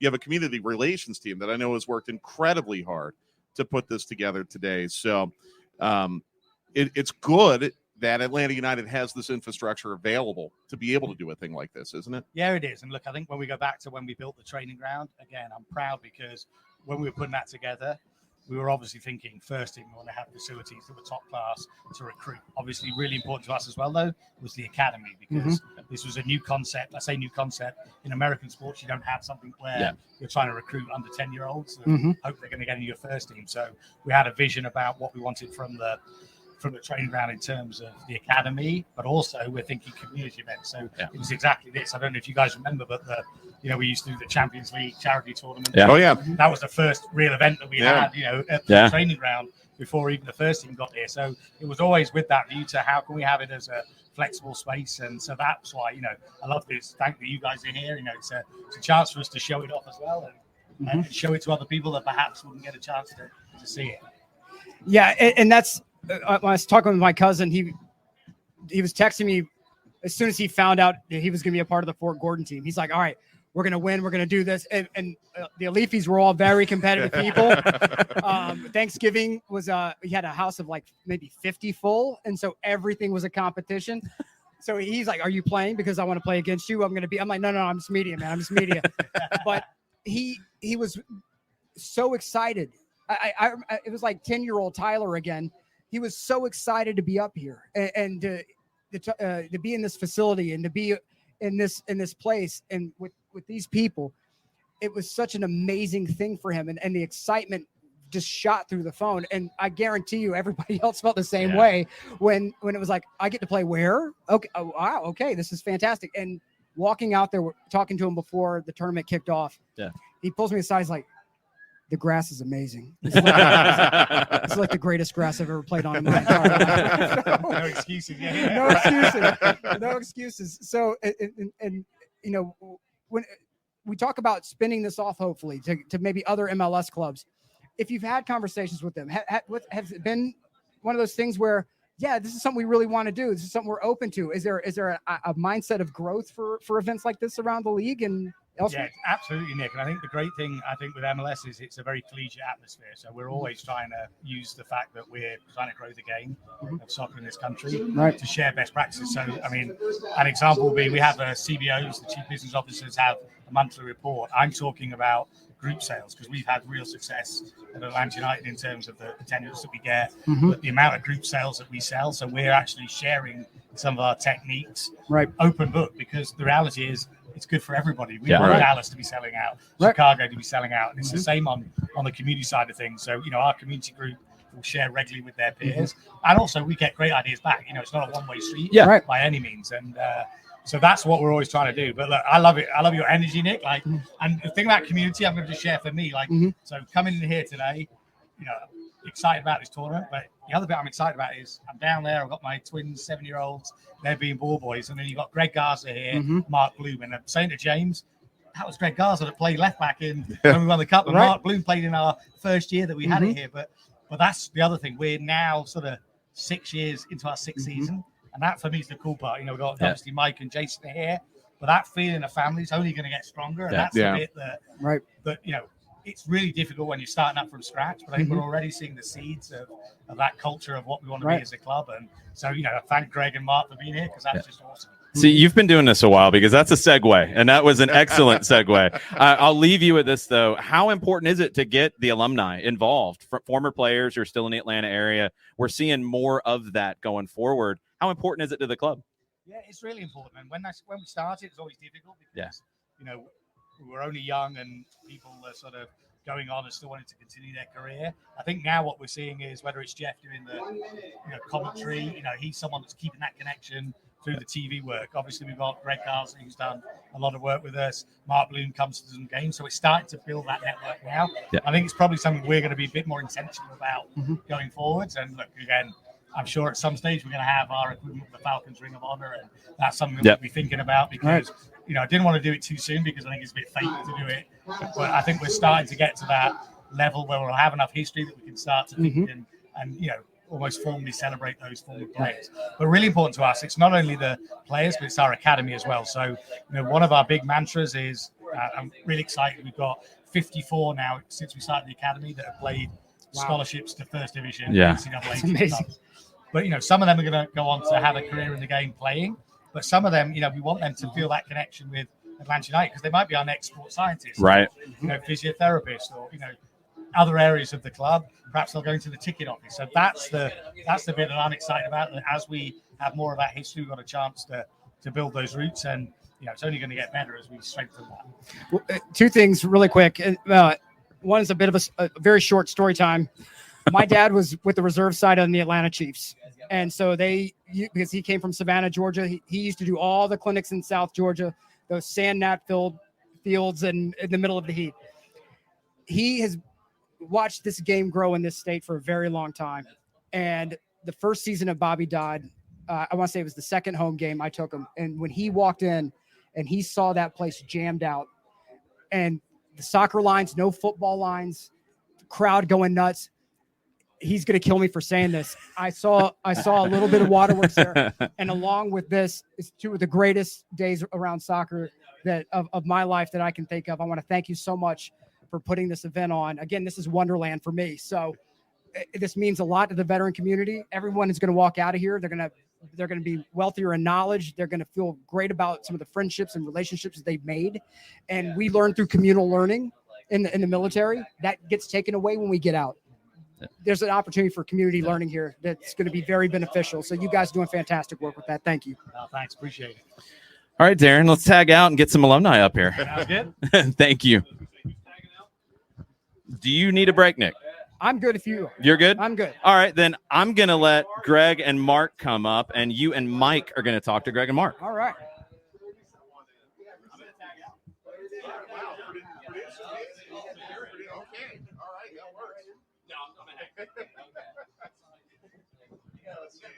How are you? It's Nick. Nice to meet you. I'm from Atlanta. I'm from here. From Atlanta? Yeah. I thought I heard like a little accent.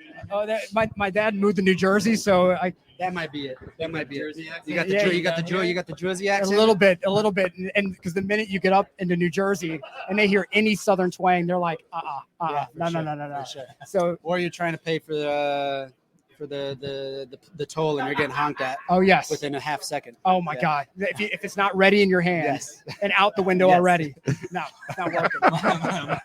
We were driving through New York. My wife was driving at the time, and she yelled at me. She's like, "Why did you make me do that?" She stopped. She didn't know what to do, and she was getting honked at. Yeah, it doesn't matter. It was unbelievable. You know, we were just talking to Darren about how great it is that Greg and Marc are here. Yes, And it kind of speaks to the culture that the club has tried to cultivate over the last 6 years, where you have alumni who want to come back and participate in an event like this. But Greg, I'll start with you. Why did you feel it was important to be a part of this? I think for me, throughout my whole entire career, I think just always giving back, not only to a game that gave so much to me, but also just a community. Wherever I was, wherever I played, I think it was so important to give to that community because, there are so many people that are involved. There's so many people that just kind of are around the area that you are in, that do so much for that city. I think in this case, having veterans here, having active members here, thanking them for their service and just hanging out with them and giving them this opportunity to be here for a day and play a cup, I think is amazing. But, I think it just goes back and to me, just wanting to always do something that's involved with the community, whether it was the Unified Team, whether it's the Humane Society, whatever it is for a good cause, I'm always for. And I'm sure you agree with that. I agree with everything he said, and like he said, I've always had this pull in my heart. When I was playing, what I've done to kind of give back and serve, and obviously being from the Atlanta area, and growing up here and understanding what soccer's done for me. And, what better way to serve with Atlanta United, who from the beginning have been very community focused, Right. community oriented. And so plenty of opportunities to serve. And as Greg said, what we have behind us, my wife was, she's a veteran as well. She served in the Navy. And so it's just kind of a special thing to see, Atlanta United and us, providing that family atmosphere for this. Well, thank your wife for her service, yes, please. thank you. Nick served as well in the Marine Corps. So I was today years old when I met a Medal of Honor winner for the first time. So that was very special for me. Yeah, it was unbelievably special for me to have that opportunity because it's, when you're going through boot camp, they tell you the stories of the Medal of Honor winners. And that's like the bedtime stories for recruits. And you're like, there's no way these people are real because the heroism, the fortitude that it takes in these challenging moments when the entire world's crashing down and you find these individuals who are like, nope, it's time for me to step up and do something. And you meet one of those guys in real life. It's amazing. And to have that opportunity in this place where Atlanta United has essentially said, here's the facility. Let's bring these communities together. Let's allow some cross-pollination, some communal learning to take place and really just welcome everyone in. It's magical. It's something so wonderful that we get to be a part of this. And thank you guys. because you guys can be anywhere and you're here making this happen. So thank you so much. Well, you don't have to thank us, man. Thank you for your service, man. Thank you. Seriously. It does kind of put soccer in perspective a little bit, doesn't it? I mean, it's our professions and we spend every day on it, Right. but hearing what Nick is talking about really does kind of put soccer in perspective. It is really just a small entertainment part of our world, but at the same time, soccer can be a resource for a lot of these active duty personnel and veterans as a bright spot in their life, something fun that they can be involved in as well, isn't it? Absolutely. I mean, I think being around a lot of military people through my wife and her career, the humility of these guys is unbelievable. I mean, they don't see this as, I don't think they understand the sacrifice that they're giving, because it's just unbelievable. It transcends everything. But the humility behind it, the willingness to do it, and if you ever compare it to soccer, you can't. No. But we make sacrifices, but it's for a game. This is a different story altogether. But one thing I do want to say though is that as far as soccer and the role that I can only speak to it from my viewpoint. When I got back, I was in a very bad place, and because the war had taken a toll. Digging through cars, looking for bombs, rockets, mortars, all that. You have to find some escape. And my dad he had this over 50 team, and he's like, "You're welcome to come out and play." And those early days of playing with him and just getting back involved with the game, I'm convinced saved my life, and I'm convinced it saved several other veterans who were able to do similar things. Right. It's what we talked about with Joe earlier, sneaky therapy, right? How can we get a communal experience, a way to kind of get some of those feelings out, some of that, open things up? You're going to find different ways of doing it. Soccer was mine. And I think there are people out here today who are finding a very similar experience. But to do that, sometimes we need people to look to. And you guys played a role in that, of people that we could look to and say, this looks really fun. These guys are really good. I'm not going to be that good, but this looks really fun. And I think this is something I may want to get back into again. And so there's a role. It's a symbiotic relationship. You guys provide so much fun, so much entertainment, especially during your playing days. Club, national team, it helps get people reinvested into the game. And for me, that was, it was critical in my life. And I know that you guys may not realize this, but it's happening right now behind you. And you guys being out there and shaking hands and being a part of it, you guys are maybe reactivating that kind of energy in somebody else. So that's what's so important about today, that people may not miss, they may miss, and they may not necessarily understand, but that's a part of it. I'll touch base on two things you said there. I think for me, and I think for all of us, even the guys that are behind me as well, that have represented our country on a different type of and much more respected platform that I think is greater than any other thing in this world, right? I was very fortunate enough to represent my country on the highest stage within soccer, but there is no comparison, right? To me, myself, there is no comparison to the ways that veterans or the ways that active duty members represent our country. And I think I'll touch base on what you said as well, is I think whether it is a kid that, is 12 years old, playing with the academy, 12 through 17, or whether it is a pro playing at the highest level, for us, especially for myself, it did not matter anything else that was going on in my personal life. The second I stepped over that white line, that was my escape, right? Mm-hmm. That was my happy place. That was my dream world. Mm-hmm. And it doesn't necessarily, for me, I look back at it, doesn't have to be at the highest level. It can be now that I'm retired and don't play anymore. It could have been if I never would have made it as far as I did. My passion and my world, my happy and dream place was stepping over that white line every single day. And I try and pass that down to the next generation and help them understand that that's the only thing that matters, right? Like you said, you find that sneaky therapy. Well, for all of us, that in so many different ways, it did not matter anything else that was happening in my personal life. But that was my biggest happiness in all of those moments. I can imagine a lot of people watching, probably just wondering, how are you guys doing? Life in retirement. Start with you, Marc. How are you doing? What are you up to now with your day-to-day life? Yeah, so been really busy. I mean, I'm married. I have wife and I have 3 daughters, 7, 5, and 3, and I'm coaching my 7 and 5-year-old. They're playing soccer, so I'm coaching them. What's that like?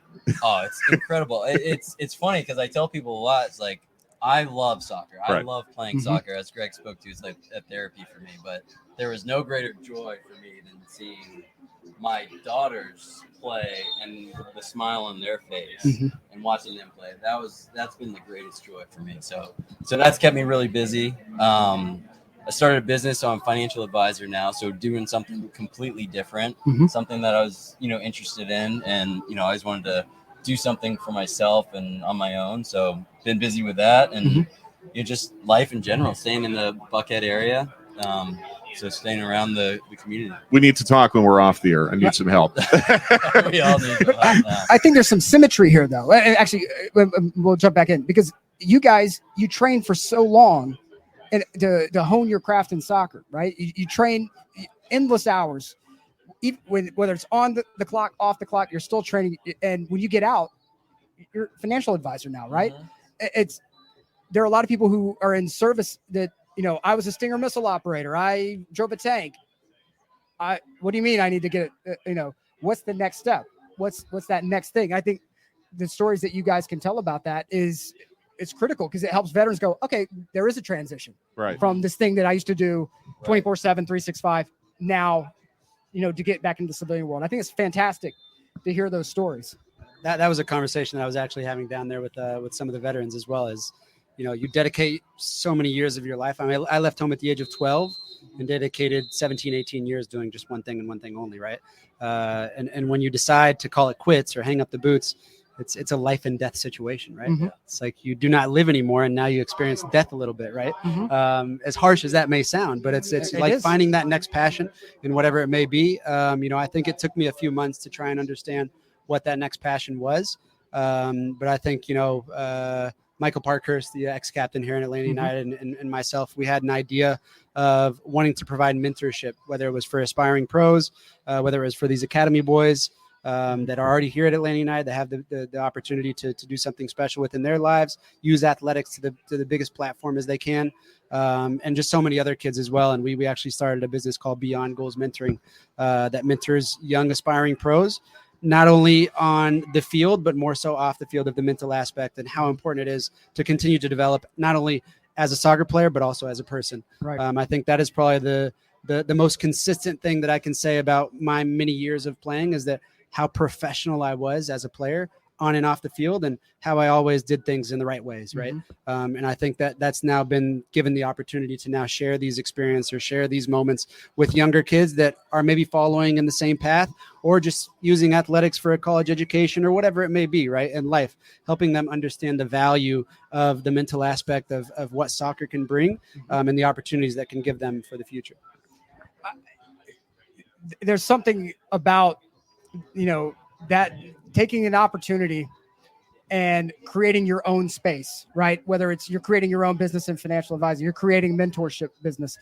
It's out there for you. And if you're a veteran and you're out there right now and you're thinking to yourself, okay, I'm out, because I went through the same thing. Like when I got out of service, I'm like, okay, what's next? Do I go back to college? Do I, try to network with people? There's a separation between everyone else who was outside of my field and me who was, doing this other thing. And if you're a veteran out there, you may be feeling the same thing. You may be saying, okay, well, what's next for me? It's not just, you can go and find that job in corporate America if you want, or you can follow a different route and maybe create your own space. And I think that it does take similar drive. It takes, making sure that all the T's are, crossed, all the I's are dotted. You have to do that in the pro landscape, to maintain that level. In the military, you have to do that, if you don't want to get quarterdecked or, pulled aside by the sergeant. So there's a space for you there. And I think the opportunity for you guys to share those experiences, it's critical. It's absolutely critical. So very grateful for that. I'm just glad to see you both again. I don't want to hold you up any longer, but it's great to see you again. And, the cool thing is, because of what they've created here at Atlanta United, we know we're going to see you again real soon. That's the fun part. That it's like Darren said, it really is becoming a larger and larger family now as every day goes on, and it starts at the academy and goes all the way through the alumni. So it's great to see you both again. Yeah, it's great to be here. It's always good to be back. Yeah, Thank definitely. you guys for having us. I need your card. I have a 12-year-old son. I'm probably gonna send your way, and I coach my U6 daughter's team as well. Nice. Okay. 5 years old, so I may send her to you too. So That's good. all right. Thank you so much, guys. You guys appreciate it. Thanks for having us. So we're gonna be cycling out some folks here. Again, thank you so much, gents.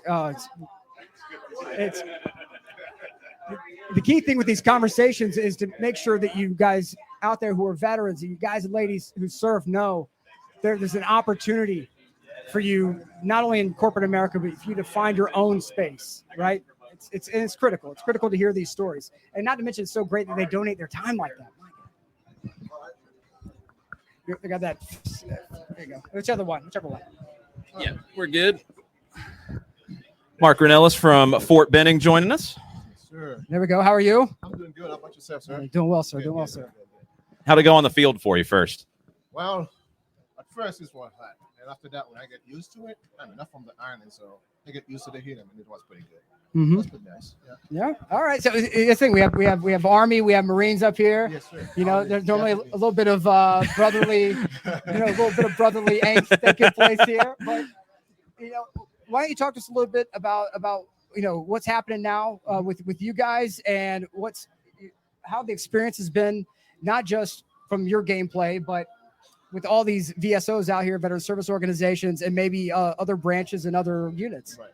I think the service was fantastic. The people, the referee, the other branches. I mean, it's like a Bollywood thing. I mean, I enjoy. This is my first time participating in that event, but I think it's very good. So we can get together as one and play sport. That's pretty good. Right. So I can't relate to your day-to-day or Nick's day-to-day. You guys probably accomplish more by 7 a.m. than I do in a week. But how much time do you have to dedicate to the sport of soccer in your day-to-day, and not just you, but the team that you played with today? Have you had the ability to really get down and train for this? It's been rough. Sometimes we practice twice a week. Depends on my work schedule. Yeah. Sometimes I can't even go because my work starts at 4:30 in the morning. Right. So sometimes if you got long hours, I'll be doing overtime. Not overtime. We work like from 4:30 to like midnight, 1 o'clock in the morning. But whenever I get a chance, I go to practice. And this is my time to widen. This is my time to relax because we work long hours. The job I'm doing because I'm a dressor. So I have to do that as a pastime for me. That's my pastime. It's got to be a release too, because your work is very stressful, I'm sure. Yes, it is. It's very stressful because as a dresser, every platoon got like, if you're lucky, you can get 40, but every platoon got 50 people. 50 soldiers you need to change. So yeah, it's very stressful. My drill instructor was from the Dominican Republic, and he would come out, and you knew it was problems when the cover got brought a little extra, like a little lower. You know you're in trouble. It's a wrap. It's a wrap. And it's service wide. How crazy that is. Truth to be told, I'm not gonna tell you that. But when I'm mad, I'm from the island. You can barely understand what I'm saying. It's coming. But I mean, after week 7, week 6, I mean, it's pretty easy. Yeah. You don't have to stay overnight. They can go to sleep by themselves. But the very first, let's say, from red phase to blue phase, is pretty stressful. And after that, it's good. Well, it's funny. Were you at Paris Island or? I was at Paris Island. Okay, so I worked on Hilton Head out of college, and we covered Paris Island a lot in the news department. They were going through the BRAC process, and there was no way they were ever going to close Paris Island. But I got to know a lot of people on post there, and I got to know some of the drill instructors actually socially. Right. And it was very intimidating for me, actually. I mean, I've never been remotely close to military other than, driving by Paris Island and one time having the breakfast buffet there, which was outstanding, by the way. That was pre 9/11 when they would let the public go in there and have breakfast on Sunday. It was amazing. But it was very intimidating for me initially to meet those drill instructors, and they turned out to be awesome men and women. But you don't know that. Yeah, you don't know that, right? And it's got to be a challenge for you to present a certain kind of authoritative projection. For the trainers, when they first get to basic training, I mean, when they see the hat, it's like the hat put the fear of God in them. Right. I mean, it's like a brainwash. When they see the hat, that's it. Yeah. But what do they say? They're not yelling at you. You're yelling loud enough so everyone in the back can hear, right? And it's a language that you don't, as a civilian, understand. Right. And so you show up, and all you see are like 3 or 4 of the angriest human beings you've ever met in your life. Yes. They have the cover, pulled way down low, so you can't even see the eyes. Because when that thing is down, Yep. And so all you see is this, yes, and this square jaw, and these sounds are coming out. yes. And I see some people over here getting told to do an insane number of push-ups. People over here are doing flutter kicks. Somebody over there is running in place and like singing an 80s song. Nothing makes sense to me right now. Well, let me ask you this. As a drill instructor, your team's down maybe 3-0, 4-1. Are you the guy who has to rally everyone? Oh, yeah. Hey, I'm the they look into you. I'm the cheerleader in the field, man. Yeah. Keep your heads up. We're not down yet. The game until the final whistle. We're still in the game. Yeah, that's me. I'm positive about everything. Yeah. Yes. Something I've always loved about these conversations with soccer and people who are not involved in the game at this level now, at the pro level. What in your soccer background helps you in your day-to-day? Well, as I can tell you, where I came from, that's all we play. Soccer all the time. So me being me, when I'm playing soccer, I don't play to lose that game. So when I'm playing soccer, until you beat me, I'm never defeated. But I mean, we got younger players. So I'm just the spirit of the field, because I'm younger than everybody in the field. So I'm the oldest. I'm not gonna say my age, but That's okay. You look very young. You do. Look can be deceiving. When you were growing up, who did you support? Who was your team? Worldwide, I'm still supporting Germany. I love Germany. Okay. I love Germany. Okay. Yeah, I love Germany. Favorite player? Favorite player was Lothar Matthäus. Oh, good call. Good You call. probably don't even know Lothar Matthäus. Yeah, no, I know Lothar No, Matthäus. Jason knows everything. Believe me, you'd be shocked. You'd be shocked. No, Lothar Matthäus marked my all-time favorite player in the '86 final, Diego Maradona. Oh, yeah. Now is Toni Kroos. Toni Kroos is for Real Madrid. I love Toni Kroos. Yeah. But Lothar Matthäus, That's a great shout. Now, does every drill instructor, every drill sergeant has the voice? Oh, you have to get it. Yeah. When you go to drill schools, they show you how to talk. Right. Everybody got Really? a voice. It's a voice. Oh, wow. There's a voice when you're talking to the soldiers. Now I want you to notice his hand. Whenever he was speaking, the hand goes like this. Mhm. That's the knife hand. The knife hand? Anytime the knife hand comes out, automatically you need to start paying attention to every syllable that's coming out of the mouth, because you miss one detail when the Okay. knife hand is out. Okay. Yeah. And so for the Marine Corps drill instructors, it was you're gonna know about get online, and it was this weird. It was, and so what is are you willing to show us the Army drill sergeant voice? It's pretty much the same thing. Training, when I talk to you, you better understand what I'm saying. I'm not gonna repeat myself a second time. See, yeah. Please don't. Yeah. You don't have to repeat anything to me. please don't. We're good. Yeah, so it's the voice though, and Yeah. but what the reputation that drill instructors and drill sergeants have, people need to understand. And when he says 0430, by the way, that means like 4:30 in the morning for the civilian populace. Like, hey, this guy, You got to translate for us, this Nick. guy's starting off at 4:30 in the afternoon. What's he mad about? You need to be at work at 04:30. But Nick, correct me if I'm wrong. I mean, and I'm not just blowing smoke. You probably have the most important job on the Yes. whole base, because you're the one responsible for getting everyone in Yes. and getting them to where they need to be so they can start a career in the military. And if you fail them, they end up failing, and the military ends up you fail failing. the country if you fail them. Exactly. Turning civilian to soldiers. That's your job. To Right. turn them to soldiers. Yeah. That's why when they get to basic training, you have to make them scared so you can brainwash them so they can be moved. When they're moving, Right. they move with a sense of purpose. Right. Then yeah. He's got the knife hand over there. He's understanding. But to your point, when I got out, I immediately I went on LinkedIn and I found my senior drill instructor, and I sent him. I mean, it was like an absurdly long email, letting him know that the lessons that he and the other drill instructors taught me saved my life and the lives of other Marines repeatedly. And it's just little things. It's the details. Yeah. It really is. And you cannot be complacent at all. No. That's on top. You need to be on the tip of the toe all the time. Right. And so if it's, I know there's a reputation of these hard people who occupy the roles of drill instructors and drill sergeants, but it's so critical because it's the details that will make or break the mission. It's the details that will make or break your unit, and it's the details that will make sure that everyone in your unit can come home if they're able to do so. Yes, exactly. Yes. It's and that's, you know, the details of the world.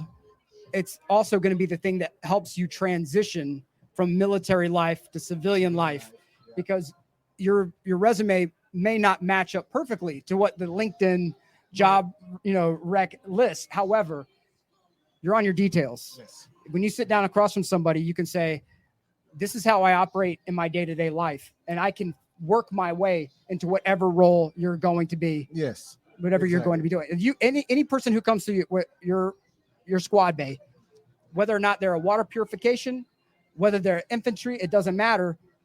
They're a soldier. It's one team, one fight. Right. Yeah. It's one team, one fight. And if you come the army, you're the most disciplined people. If you come from the army, any armed force, you don't have no discipline, you didn't come from any armed force. I mean, you're straightforward, Right. straightforward. Mm-hmm. That's what I love about the army. Yeah. Mm-hmm. It's something that in the Marine Corps, it's the same thing. You know, you can. We used to have a saying: you can party like a boy, but you're gonna wake up like a man. Because you're gonna wake up like a man. Yep, because the drill instructors prepare you. You know, when you start off, you have these clumsy people. It's the men or the women. They're clumsy. They got 2 left feet. Yes. You know, their uniform, like they got a collar that's up. They got their covers kicked sideways. And within weeks, in weeks, you wouldn't even recognize them because that spine is a little straighter. Yes. You know, the uniform is nice and tight, and you're seeing a physical and mental change in somebody that it's difficult to put into words, but your jobs are critical. I love what I'm doing. I love it. I mean, I got selected to go to drill zone. I always wanted to be on drill zone, but when I see what I'm doing, I'm training future infantrymen to become an American soldier, I take pride in doing that. I love it. Even though I have to work long hours, doesn't matter. I do it because I love what I'm doing. Yes. And it's the cross pollination between what you're talking about and the sport of soccer, right? Yeah. It's that one team, one fight. Yeah. It's you know, we're going to train on the details because that's what's going to help us win the day. Oh yes. You know, I'm going to convey a lot of information in a very short period of time because otherwise you're going to miss something. And you know, it's repetition after repetition until you got it. Yes. And thank God on this field, if a mistake is made, the ball just ends up in the back of the net. You know, but we do have to prepare people to make sure that. Yep. Yes. In life, we need to make sure that we prepare people for hardship as well. And we may not like you guys too much in the beginning, but when it's all said and done, it's the same fight. It's the same fight. But but meaning the relationship between the recruit and the drill sergeant or the drill instructor. We may not like you guys much in the beginning. They don't know. But after they graduate, they come to you to say thank you for what you did for me. Can I have your number and all? Yeah. Right.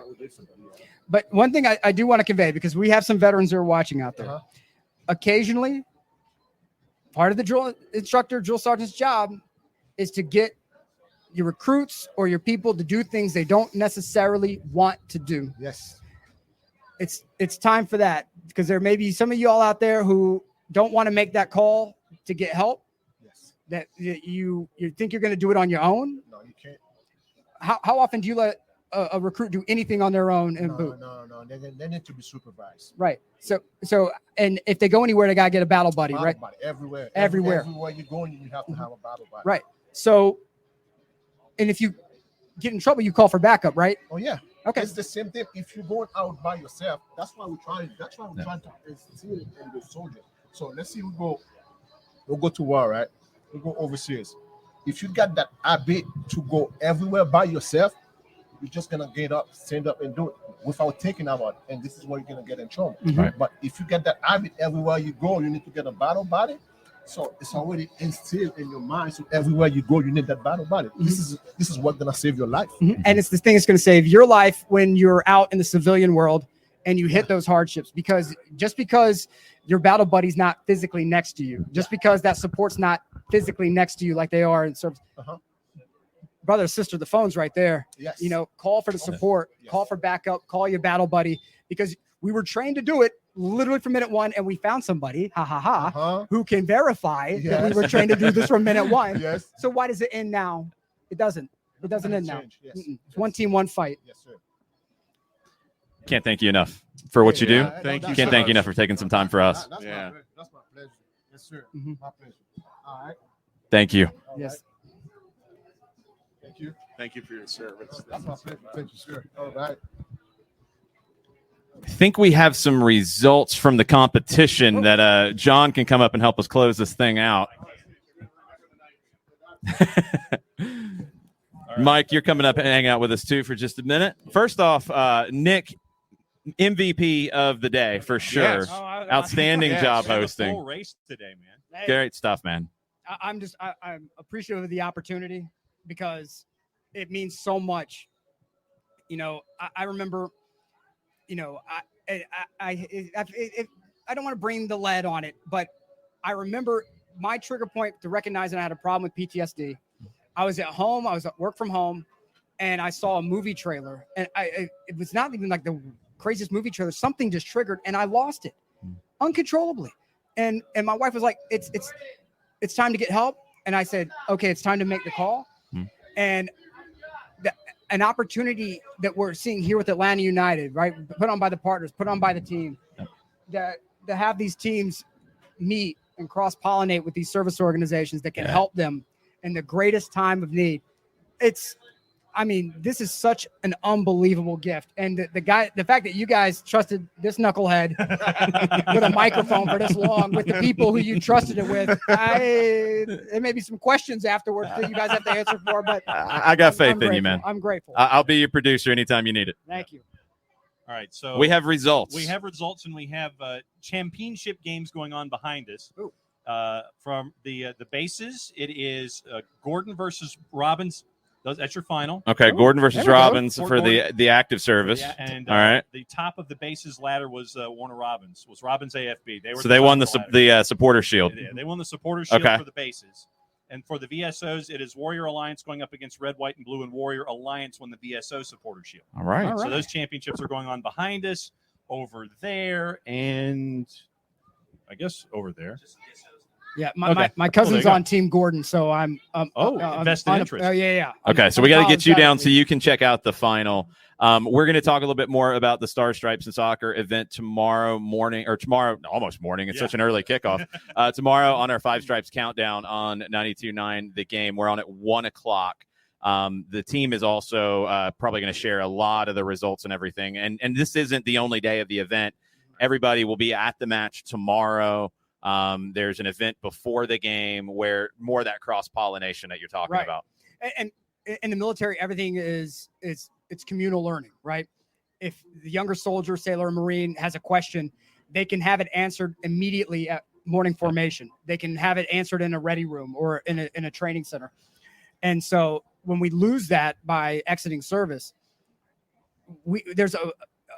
sometimes we don't even know what questions to ask, if that makes any sense at all. And when you're at an event like this, you can have those questions answered, and you can have someone say, hey, have you looked into this or that? Right. I didn't even think of it. And sometimes veterans get sent to me and hey, Nick, you seem to be in the know about certain VSOs and organizations, whatever, that can help.